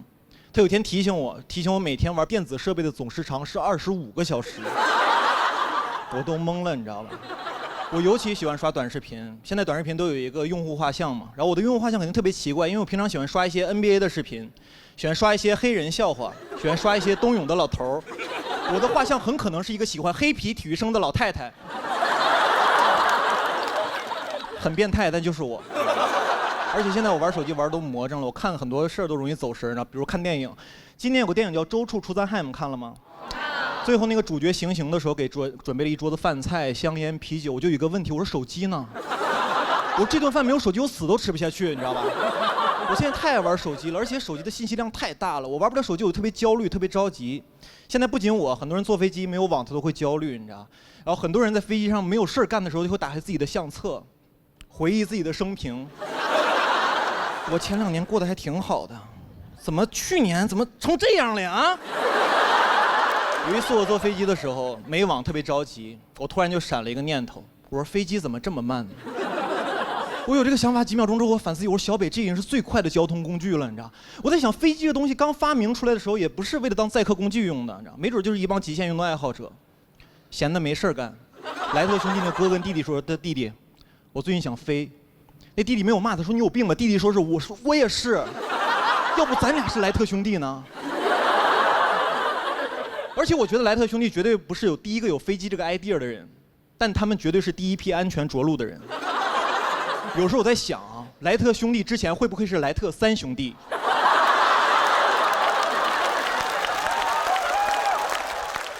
现在大家活都太着急了，经常下班晚高峰，那个高峰路上堵得死死的，然后就有一个人开始鸣笛，特别焦躁，也不知道在干嘛，也不是催谁，就是发泄情绪，你知道，哔哔一直摁，然后别的司机也开始摁喇叭，就一个开始叫，几个就开始回应，那个场景怎么说呢？有点像农村夜里的狗。我觉得现在大家路怒太严重了，我发小就是，你知道，但我发小路怒的特别均衡，就是他开车的时候会骂行人，走路的时候骂司机，但是走路的人和开车的人都会骂一种人，就是电瓶车。电瓶车骂谁呢？还是电瓶车。电瓶车这人太厉害了，不仅谁都骂，还哪儿都能去。机动车道、非机动车道、人行道，感觉在哪个道上都不太要命。我看出来了，这个电动车能混黑白2道。而且骑电瓶车的人，我觉得有一句人生格言，就是“道可道，非常道”。你问他谁说的，他特别自信，老子。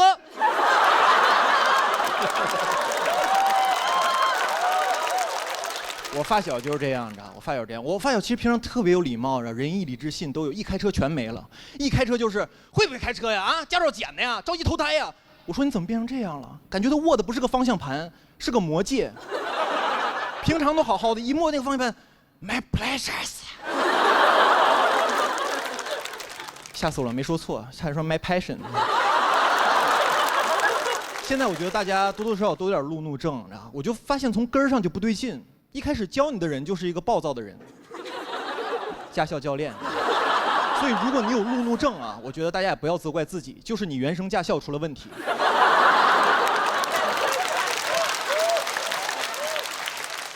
朋友们，你们想一想，你们开车的时候是不是易怒，难以建立信任，感情冷漠，难以共情？这都是你在教练那耳濡目染学来的，你知道吧？讨厌教练，理解教练，成为教练。幸福的驾校治愈一生，不幸的童年需要交警治理。最后呢，希望大家路怒的时候冷静一下，不要冲动，也不要问候对方的父母，我觉得挺不好的。实在不行，你可以问候对方的教练。谢谢大家，我是小北，谢谢。Hello， 大家好，我是小北。赛制很激烈，每次这种都是特别残酷，但是其实我们脱口秀演员私底下关系还挺好的，尤其是去年经常一块吃饭、抱团取暖什么的。一块吃饭互相安慰，然后经常吃饭的时候就聊天嘛，聊着聊着没人聊的就聊点去年特别流行那个 MBTI， 你知道吧？有人就问我，他说小北你是什么 MBTI？ 我说我没做过。他说你不用做了，你就是快乐小狗，你就是快乐小狗，阳光开朗，就是快乐小狗啊！我回家做了一下，发现我是指挥官。说实话有点不满意，然后我又做了几遍，直到做成了快乐小狗。我甚至上网查了一下攻略，怎么做能够成为快乐小狗。我现在就是快乐小狗。有可能上升是指挥官。人说不准，你知道吗？一直以为自己特别开朗，直到去年发生一个事，然后改变了对自己的印象。去年我去剪头发的时候，剪着剪着，理发师跟我说：“说小北你有点不对劲儿啊，你好像斑秃了。”当时我第一反应，我说你剪错了就剪错了，你说我有病是有点过分了。拿镜子给我一看，确实有点掉了几块啊，那个脑袋呀，就怎么说呢，有点像被那个机关枪扫过了一样，就突突突突突突突突突，你知道吧？这不好笑，突突突突突突突。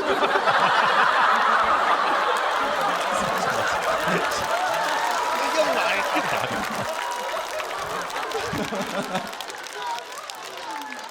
说实话，当时有点悲伤，你知道，看着镜子里自己，我就在想，我说我不是快乐小狗吗？合着狗是斑点狗啊？看着头上那几块空白，我就在想，我说这是什么呀？为什么会出现我身上啊？为什么我头顶会出现麦田怪圈啊？就怎么能那么整齐的掉一大片呢？我平常也掉头发，但是都是特别均匀的分布在各个地方。这次掉的也太集中了，感觉跟商量好的一样啊！有根头发就说，他说哥几个，我准备出去创业了，有没有人跟我去爱奇艺？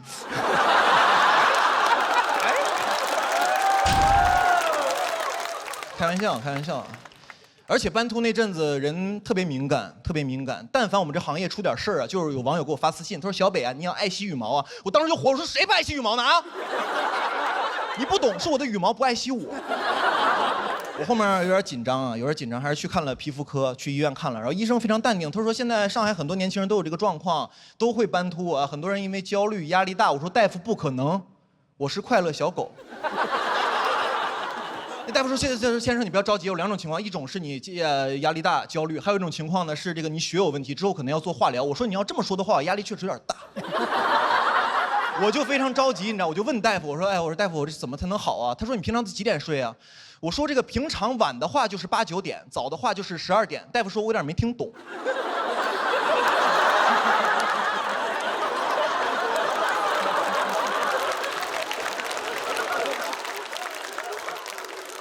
然后医生说：“他说医生这样啊，就是你就这样，你就每天准时11点睡觉。”我说1点行吗？医生有点生气，医生说：“你怎么还讨价还价呀？”我说：“没你这么当医生的，我是诚心想好。12点半行不行啊？不行的话，我去隔壁看看别的专家。”你知道吗？然后医生说，还有一部分原因是因为你免疫力下降，然后饮食需要注意一点。然后我朋友就给我推荐什么地中海饮食法，我当时有点生气，我说有点过分了，我这斑秃还没到地中海呢，是吧？我说有没有那种乌黑浓密的饮食法，你知道吗？然后我就看了一下那个地中海饮食法，我不知道你们有没有试过啊？其中有一项就特别有意思，他说，你早上起来空腹喝1小杯的橄榄油，神奇吧？没听说过吧？就喝1小杯橄榄油，然后再吃点生菜，在肚子里面呢搅拌一下。我当时心想，我说这沙拉非得分开吃吗？啊？我说这什么饮食方式？我说这肚子跟个锅一样，先喝口油呛锅。我说怎么想的？喝橄榄油？我说那玩意儿能喝吗？谁会喝那玩意儿啊？啊，我喝了，太难喝了。那次喝橄榄油怎么说呢？就感觉有点挂壁。很多东西放到嘴里啊，一不注意啊，它就滑下去了。吃葡萄滑下去了，瓜子儿滑下去了，口香糖滑下去了，你知道吗？后来发现这个牙线也没有那么难消化，你知道吧？然后网上还跟我说，他说健康的生活方式最好是那种饮食清淡、少油少盐、定期运动、适度交友。我说这个生活方式怎么跟狗一样啊？还有些人把自己那个体脂练得特别低啊，就感觉这个人啊特别的柴，你知道吧？我当时一看这人，我说柴犬。而且那些体脂特别低的人，我在想那些健身的人真的开心的吗？你们见过那些人吗？体脂特别低那种，跟穿个羽绒服一样。他们最开心的时候就是健身打比赛的时候，每次都这样。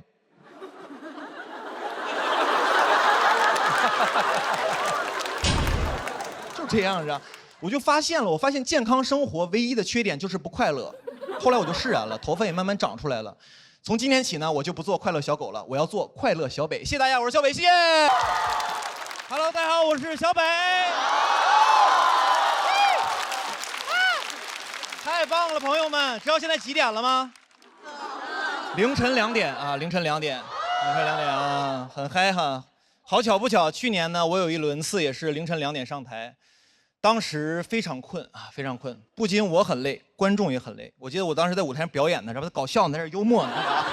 我余光一瞟，第一排有观众眼睛已经闭上了。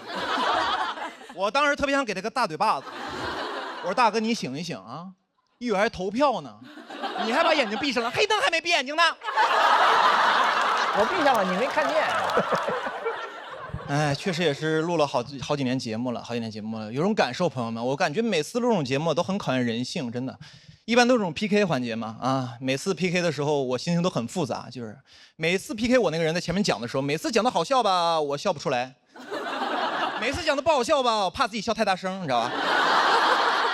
朋友们，录节目要做好表情管理，真的啊！去年录完之后，我回家看了一遍节目啊，当时有个选手在上面表演的时候，切到了个付航的镜头，付航当时比较严肃嘛，就面无表情地看这个演员，当时飘起个弹幕说：“付航的底色好悲凉啊。”有一次刘洋在上面表演，我也是面无表情这样看着他，飘起个弹幕说：“小北有啥不服的啊？”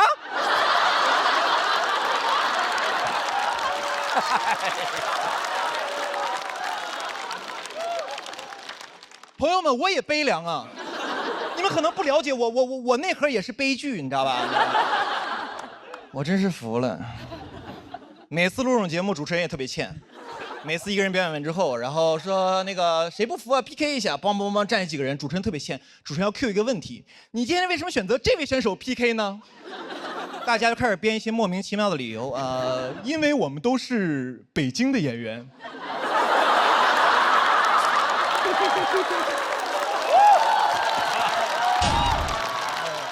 因为我们都是中年人。我说你怎么不说你们都是右手使筷子呢？就没人说实话吗？你这站说实话不就完了吗？你今天为什么选择他？直接站来说，因为我觉得他不好笑。我觉得我能赢。他就是之前几年上过几年节目，有点观众缘什么的。当时终于明白为什么这么多人 PK 我了。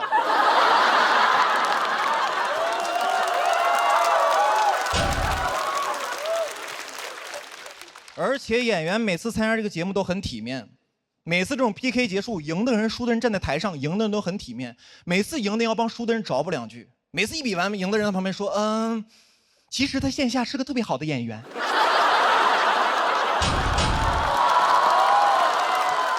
这段我看过，其实线下演出特别炸。今天可能是因为紧张嘛，没有表现好。希望大家多多去线下支持他，多去线下看他。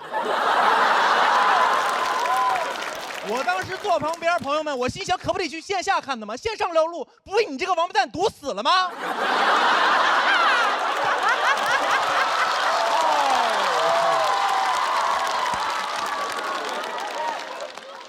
而且都输成那样，谁想去线下看他呀？不都想看你吗？我就没有见过哪个观众脑回路特别惊奇的。看完一个综艺之后，在那想，哎呀，与其线下看看呼兰，不如试一试姜子浩呢。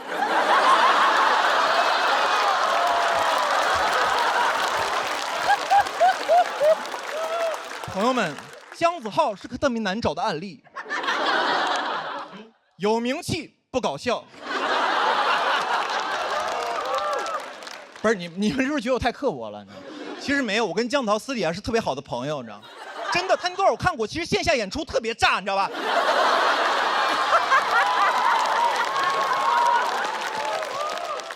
希望大家多多去线下支持他的粤语专场，好吧？其实身边的人，这个有些朋友总有人劝我，他说：“小北，你录节目的时候 real 一点。”他说：“真实的人很招人喜欢。”我说 real 是什么样子？他说 real 的人就是你开心的时候就有什么想法都说出来，你开心的时候开心，难过难过，生气的时候你就骂。我说那不就是翟佳宁吗？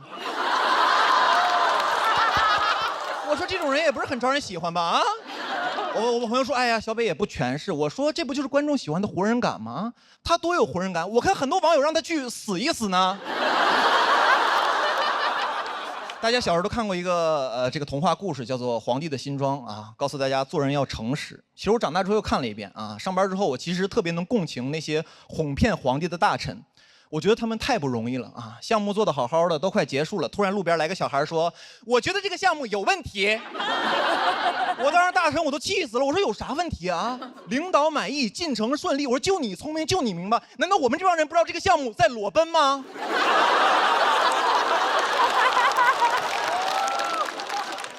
我之前也接过一些台前的工作啊，就是给一些歌手比比划划、评头论足，有点像现在的气氛组，就是。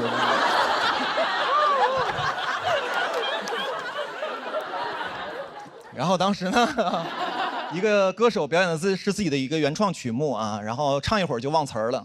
当时我心想，我这不好好的 real 你啊，你一会儿在台上站好，我必让你下不来台啊。但是当他表演完结束之后啊，所有的导师和明星都在安慰他、鼓励他。我说不对呀、我说这哥们儿身上有点东西啊，他身上有皇帝的新装啊。我当时脑海中跟走马灯一样，知道吧？走过了好多前辈的身影，什么柯以敏啊、丁太升啊。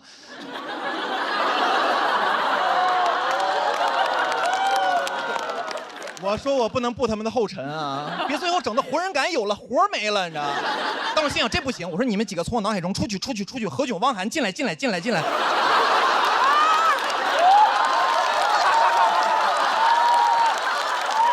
时我就这么评价的，我说哥们儿，我觉得你这个说唱真不错，很有态度，我很喜欢，我尤其喜欢中间那段留白。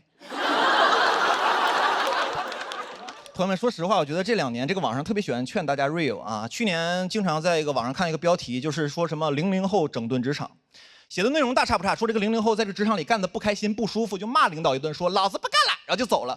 但是我看完，我觉得确实挺过瘾的。后续呢？后续你怎么不写了？00后整顿职场，回去之后被房东整顿，吃糠咽菜睡桥洞，然后被城管整顿。到了那个桥洞那儿碰到很多大爷，问大爷你们是怎么来这儿的？大爷说，哎呀，小伙子，我们是90年代整顿职场那帮人啊。年轻人，咱们就先别聊什么整顿职场了，聊聊明天去哪儿整顿饭吃啊。我觉得这帮写文章的人特别坏，天天鼓励00后整顿职场，骂领导。我说你为啥不骂呀？啊，是因为你有家庭吗？这帮人真的特别欠。这帮人是哪种人？朋友们，这帮人特别像在职场里，但凡你干得不舒服，有个人在你耳边说，这你能忍？这要我忍不了，咬他啊！朋友们，最后我想说 ，real 的事儿就让我们脱口秀演员干就可以了。我呢就不劝大家在职场 real 了，我祝大家在职场 rich。谢谢大家，我是小北，谢谢。大家好，我是小北。耶，大家好啊！今天确实就是行动有点不方便啊，前2天腰伤了啊！最近都没有人笑我太疯癫，都笑我腰不好。确实不太灵活。前2天我去健身房练了2下腰就伤了。我当时想，我想录节目，我保持一个好的精神面貌，结果就成这样了，你知道吗？当时呢，其实就是想状态好一点，结果越练越差，真的是南辕北辙，背道而驰，莫名其妙，朋友们。当时就做了个力量训练，你知道，硬拉40其实对于一个成年男子来说，其实已经非常轻了。然后我跟大宅说，我说大宅，我硬拉40腰伤了。他说，北呀，是一边40吗？你这就不叫硬拉，你这叫滴溜。我跟你说，当时我硬拉的时候就走神了，你知道吧？我一不注意，啪就闪了。我当时走神正想呢，我说下一3段我写啥呀？啪一下就闪了。我说行，有了。然后我就直接去医院了，你知道吧？你们说巧不巧？这个医院呀，离健身房就1个路口，我都怀疑是一个人开的。但是确实当时走不了路了，比现在还严重呢。我就叫了个滴滴。然后上那个车的时候，滴滴第一句话问的都不是，他说那个先生你尾号多少？他问的是这么近你也打车？然后当时到了医院，真的人呢，真是倒霉，喝口凉水都塞牙，你知道吧？我在医院路上走2步之后，手机就掉了。你知道这个腰伤了之后啊，这个腰我就弯不下来了，我就直着腰啊捡那个东西。怎么说呢？那个动作特别像蜘蛛侠上旱厕。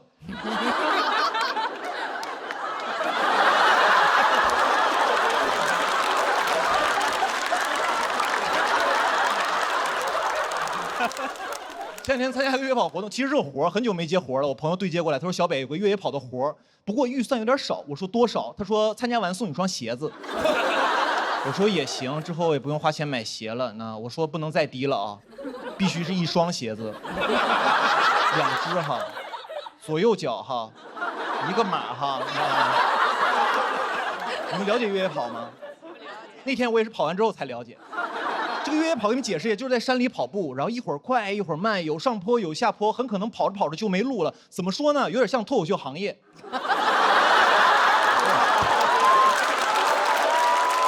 我说这个是我领域啊，跑一跑。那次我跑的是12公里，其实在越野跑里面算比较短的了，一般还有那种100公里的。当时我听100公里我都惊了，我说这还是运动吗？这不逃难吗？当时出发前我跟我爷打电话呢，我爷说哦，他说这个现在叫越野跑啊，我小时候叫闯关东。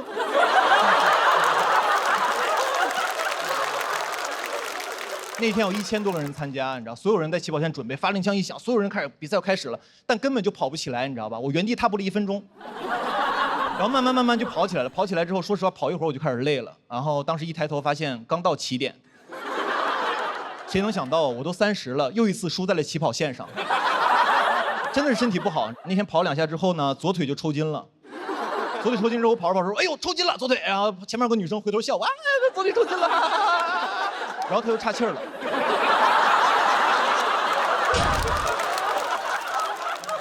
运动真的要专注，朋友们，你知道吧？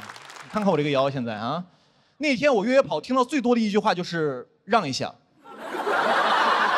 加油，让一下。听得我直生气，我心想你们骂人可真难听啊！但我又追不上，你知道吗？当时气得我直跺脚。后来右腿也抽筋了。而且这个越野跑中段的时候就进山里了嘛，山里面有一些村子，你知道吧？村子里面有很多老大爷就背着手看我们。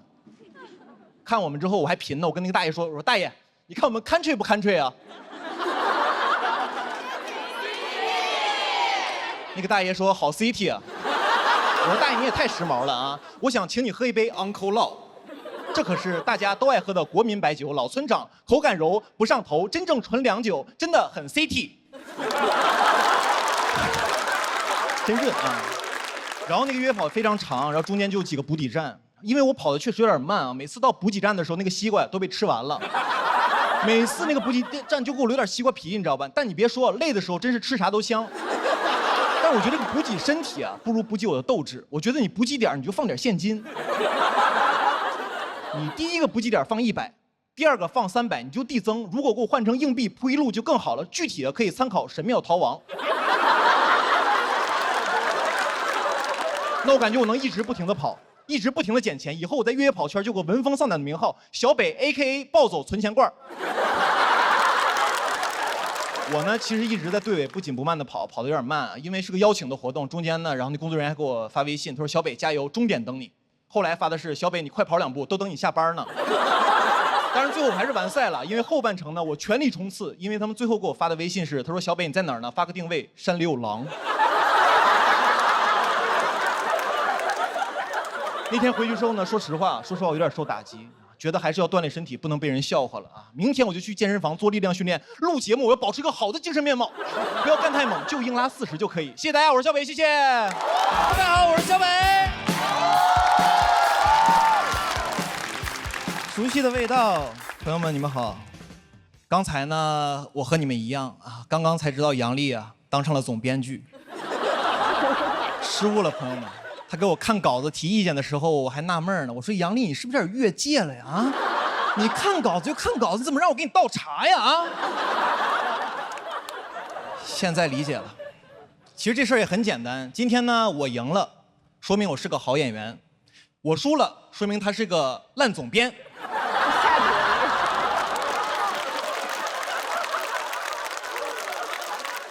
哎，讲讲好久不见了，然后讲讲去年。去年在我人生中发生一个特别大的事情，朋友们，去年我同居了，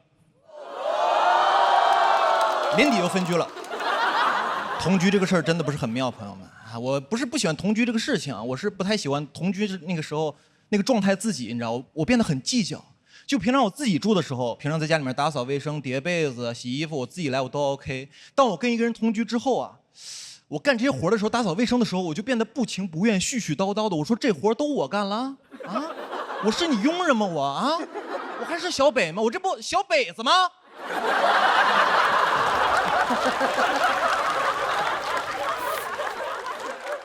而且好多事都要迁就对方，你知道，我自己住的时候我饿了，我自己订外卖吃就非常方便。当我跟一个人住的时候，我订外卖我就问对方，我说我饿了，我要订外卖你吃吗？他说我不吃，我会重复的再问一遍，我说你确认这个外卖到了之后你也不饿吗？如果这个外卖到了之后你饿了，你吃我外卖的话，我就有点生气了啊，因为我这人比较护食，我是狗。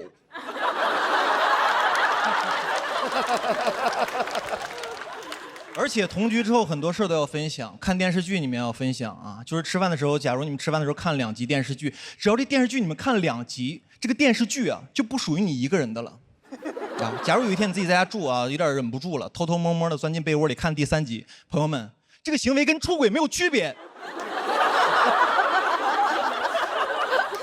你永远要等另外一个人完全没有事情的时候，你们开始看第3集。后来我俩分手了，分手的第3天呢，我把《甄嬛传》全看完了。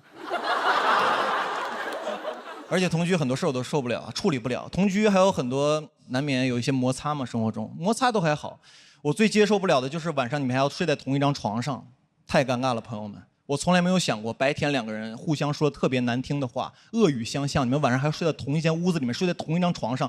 我以前唯一知道的场所就是派出所了，而且那个气氛太压抑了，我在家里面都不敢大呼吸，我刷短视频都不敢笑。但凡你这个人乐观一点啊，说明你对这个争吵不是很尊重，你知道吧？当然有好的时候，热恋的时候，很多时候呢，看似很多很浪漫的行为，比如说一起抱着睡觉，一般就2种经典睡姿。第一种呢是男生平躺，然后用右臂环抱女生在胸口睡觉，等这个女生睡着半个小时之后把这个右臂抽出来，然后甩一甩再睡这是第一种经典睡姿。第二种经典睡姿呢，就是女生平躺，男生用左手环抱她，但右臂被自己压住了。我想了一下，这个右臂怎么睡都是废了。朋友们，我想了，最适合同居一块抱着睡觉就是杨过了。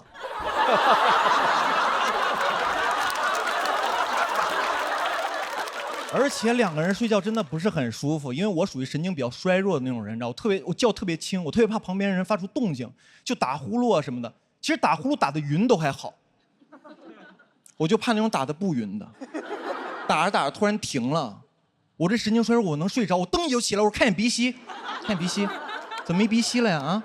我手麻了。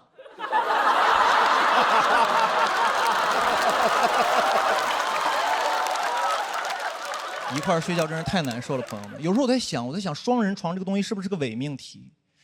因为以前我在故宫里面看那些博物馆里面那些床，古代床都非常小非常窄，会不会有一天那古代的有一个那个做木床的人，然后他就想，他说哎呀，他说我们最近那个现在睡的床太小了，我们做个大床嘛，我做个那种5尺4的床，特别大，然后一个人在上面翻来覆去，睡得特别舒服特别爽那种。然后这个床我们就取个名字叫爽人床。爽人床。建国给写的呀。然后这时候一天津人进来了，他说这是嘛呀？这是双人床，这双人床得双人睡呀，朋友。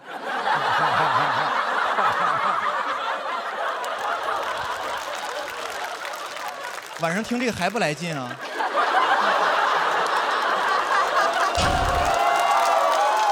我要翻跟头了，朋友们。所以有时候在想，大学恋爱美好是不是就因为没有同居？因为两个人其实在一块的时间非常的短暂，除了上课之外，两三个小时，吃饭啊，散步啊，看看电影，基本就结束了。到门口之后特别舍不得，你在旁边特别不舍。你说宝贝，你回去吧，回去吧宿舍阿姨都催了，回去吧，我也爱你，转身之后回宿舍玩去了，你知道吧？每个人有各自的空间，我觉得挺好的。我觉得这真挺好的，所以大家现在如果条件允许的情况下，尽量就不要同居了。我给大家提出一个特别先进的谈恋爱的方式，叫做走读。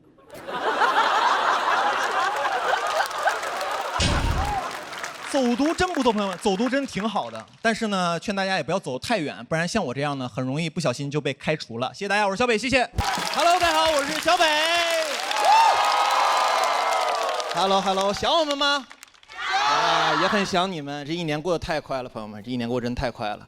不过这一年也有我的收获啊，从节目播出一直到现在，我的小北指南一共演了90多场。不错。然后有一些脱口秀演员听到之后还跟我开玩笑呢，说小北你怎么演这么多场？家里不会是欠了些钱吧？我说首先这不好笑，其次我跟你熟吗？如果熟的话，能不能借我200？能借我？也不是，就确实家里有点赤字啊，首先就是我妈我妈沾染了一些传销但是你们别紧张啊，我妈属于传销的最后一环就是消费者。我什么时候发现我妈开始搞传销的？就是家里面多了很多没用的东西然后我问我妈，我说妈，为什么家里买这么多没用的东西啊？我妈说这个儿子这些东西都不要钱，这些东西都是买枕头送的。我说妈，我从小睡大那个荞麦枕头不是挺舒服的吗？为什么换这个枕头？我妈说儿子你不懂，这个新枕头能治病。我说妈我没病。我妈说你别废话，躺下试试舒不舒服？我躺下试了一下，怎么说呢？这个枕头特别像指压板改的，很硌得慌。当时就明白这个枕头能治什么病了，能治我爱睡懒觉的坏毛病。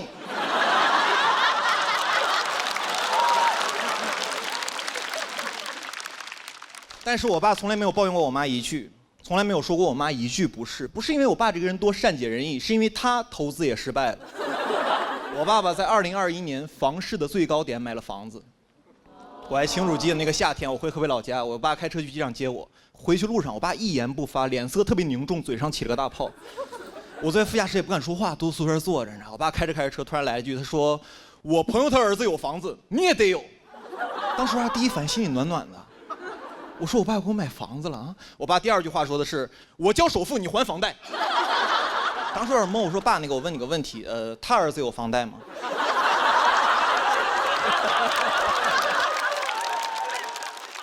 我爸说：“那没有。”说实话，当时有点无语，我就不说话了。我爸还劝我，他儿子，你不能这么想这个问题，你得这么想，他有的你都有，你有的他未必有啊。我说你跟我玩朝三暮四呢是吗？然后我爸当时给我拍了肩膀，跟我说了一句话，让我记忆犹新。他拍着我肩膀跟我说：“的儿子，现在再不买房就来不及了，现在不出手，以后就很难出手了。”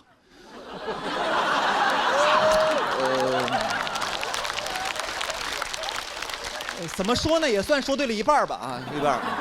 然后当时我就一直不说话，我爸还接着劝我，他说：“儿子，实在不行当投资了呗啊，这房子每年都涨，实在不行你过2年你不住再给卖了，赚点钱什么的。”我家在河北秦皇岛，我们那儿有个特别著名的地产叫阿那亚。我跟我爸说：“爸，实在不行在阿那亚买个房子，我听说那儿不错。”我爸说：“儿子，你可能很久没有回河北老家了，你对这个市场还不是很了解。阿那亚那地方离市中心多远呢啊？儿子，敢不敢打个赌？3年之内阿那亚必黄。”还阿那亚呢？阿那亚再好，能有恒某靠谱？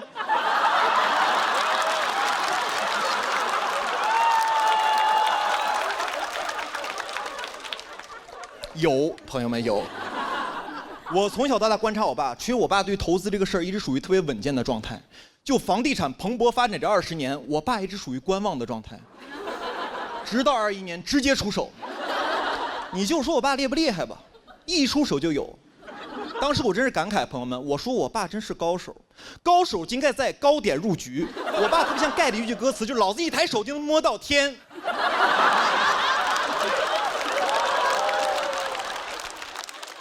我的钱变成袅袅炊烟啊！这2年我家那块房子跌得太惨了。我跟我爸说：“爸，实在不行，再把房子卖了吧。”我说：“亏点我也能接受。”我爸跟我说：“他说儿子，你对这个市场还不是很了解。”爸爸早就挂上去了。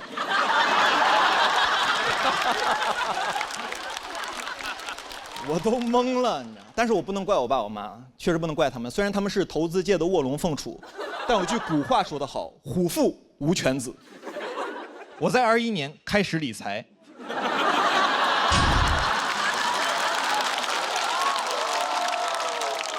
当时不知道从哪听一句话，感觉很有道理，就是鸡蛋不能放在同一个篮子里。谁能想到，朋友们，我们一家3口把鸡蛋全摔了啊！鸡蛋不能放哪儿？不能放篮子里啊，放地上啊！不要了，死了得了，你知道？但是就这么投资，我家也不是一个蛋都没剩下啊，我们家剩了3个穷光蛋啊。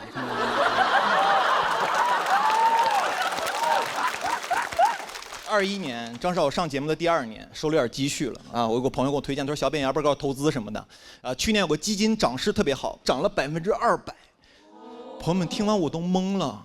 我说：“那还讲毛线脱口秀啊？那玩意儿来钱也太慢了。聪明人就爱用钱生钱，买啊！”当时特别果断。还有一个原因，就是因为当时我爸和我妈都不看好这个。我说这不就有了吗，朋友们啊？排除2个错误答案啊，剩下的 C 不就是正确答案吗？谁能想到啊？这个答案还有个 D 选项，以上全错。我最近看了一下，我买的时候好像是这个基金近10年的最高点。说实话，挺浪漫的。这个基金在最美好年纪遇见了我。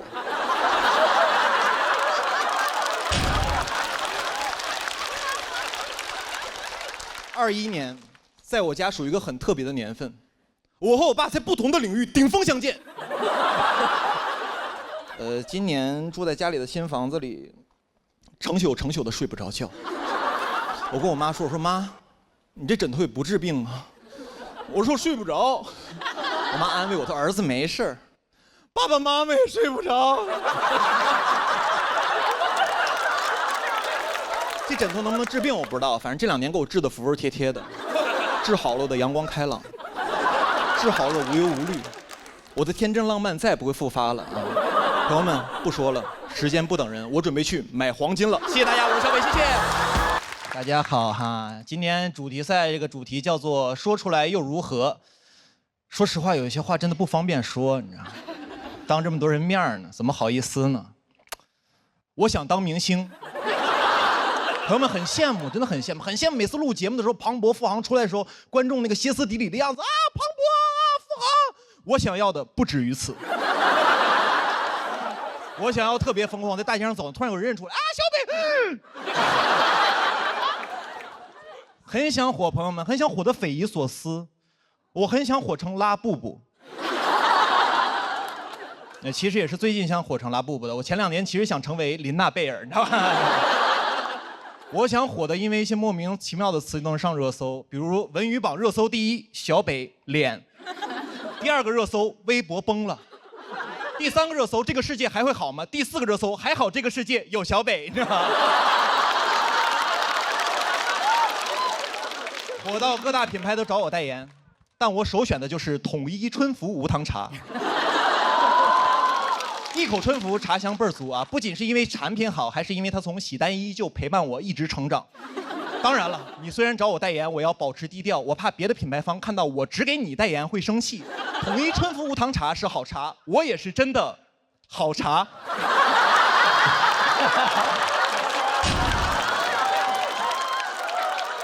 商务写的都这么好笑，你说说还得了啊？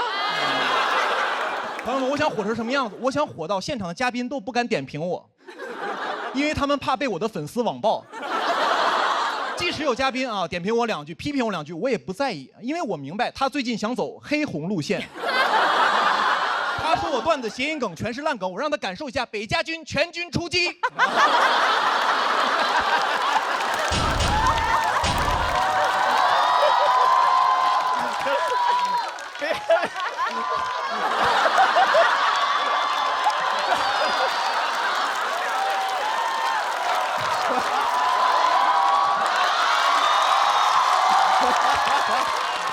哎呀，而我没有这样的粉丝啊。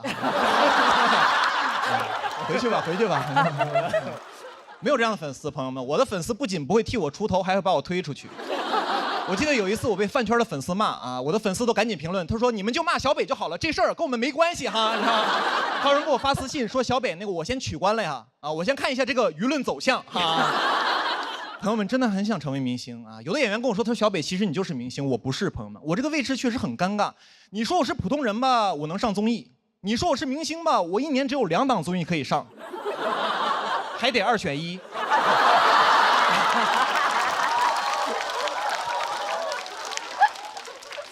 我真的是不算明星，朋友们，我顶多算一个知名老百姓啊。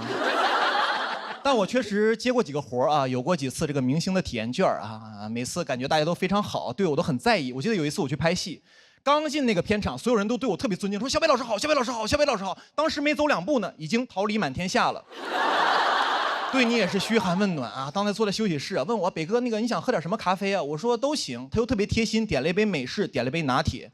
然后我说你想喝哪杯你就先拿一杯吧。他说他也都行，我俩就僵在那儿了。他特别怕我不好意思，我也特别怕他不好意思，我就最后没办法了。我呢最后呢2杯都喝了一半。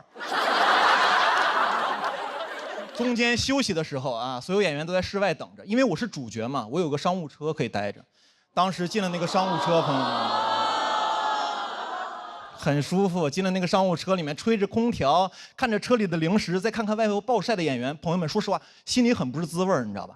我也是看不了别人受苦，我赶紧跟司机说：“我师傅，赶紧把门关上吧，赶紧。”人都变善良了，你。朋友们，当明星真的很容易受到特殊照顾啊！我今年还去北美演出嘛，当时主办方把我当真明星了，带我去了个特别高端的商场，里面全是我买不起的奢侈品。我说这也没啥好逛的呀，啊，他说北这还没啥好逛的。我说对呀，我说这商场怎么连北面都没有啊？这也太不给我小北面了啊！朋友们，真的当明星干什么都容易被夸。那天我虽然什么都没买，但没有工作人员说我穷，他们只夸我低调、热爱运动，你知道？朋友们，人总被夸就很难听一句那种批评的话了。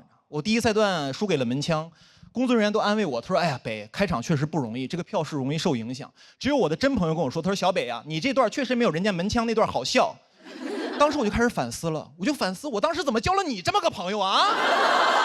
我就有点生气了。他跟我说：“北啊，你消气，忠言逆耳。”我说：“哦，逆耳就是忠言是吧？那我有句话跟你说，滚！”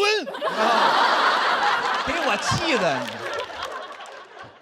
但我这个朋友追星，朋友们，他虽然不心疼我，但是他心疼他家的哥哥。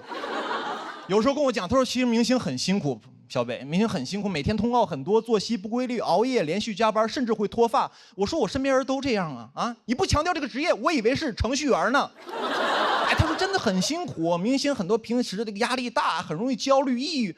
我说哪个行业都容易焦虑、抑郁啊！啊，我们脱口秀行业就容易焦虑、抑郁。如果你们了解我们脱口秀行业的话，你们知道我们很多演员讲脱口秀之前啊就有抑郁症，有的讲着讲着得了抑郁症。有的一开始有抑郁症，讲完脱口秀之后好了，没红又得了抑郁症。我说明星不容易，你朋友我也不容易啊！啊，我就没见过哪个明星啊抑郁症之后去挂号的，那不都挂在热搜上了吗？啊，而你的朋友连号都挂不上。其实我觉得大家喜欢明星啊，就是挺好的，但不用心疼明星，多心疼自己身边的人啊，因为明星其实过得还不错啊。大家相信我，因为我当过明星。谢谢大家，我是小北，谢谢。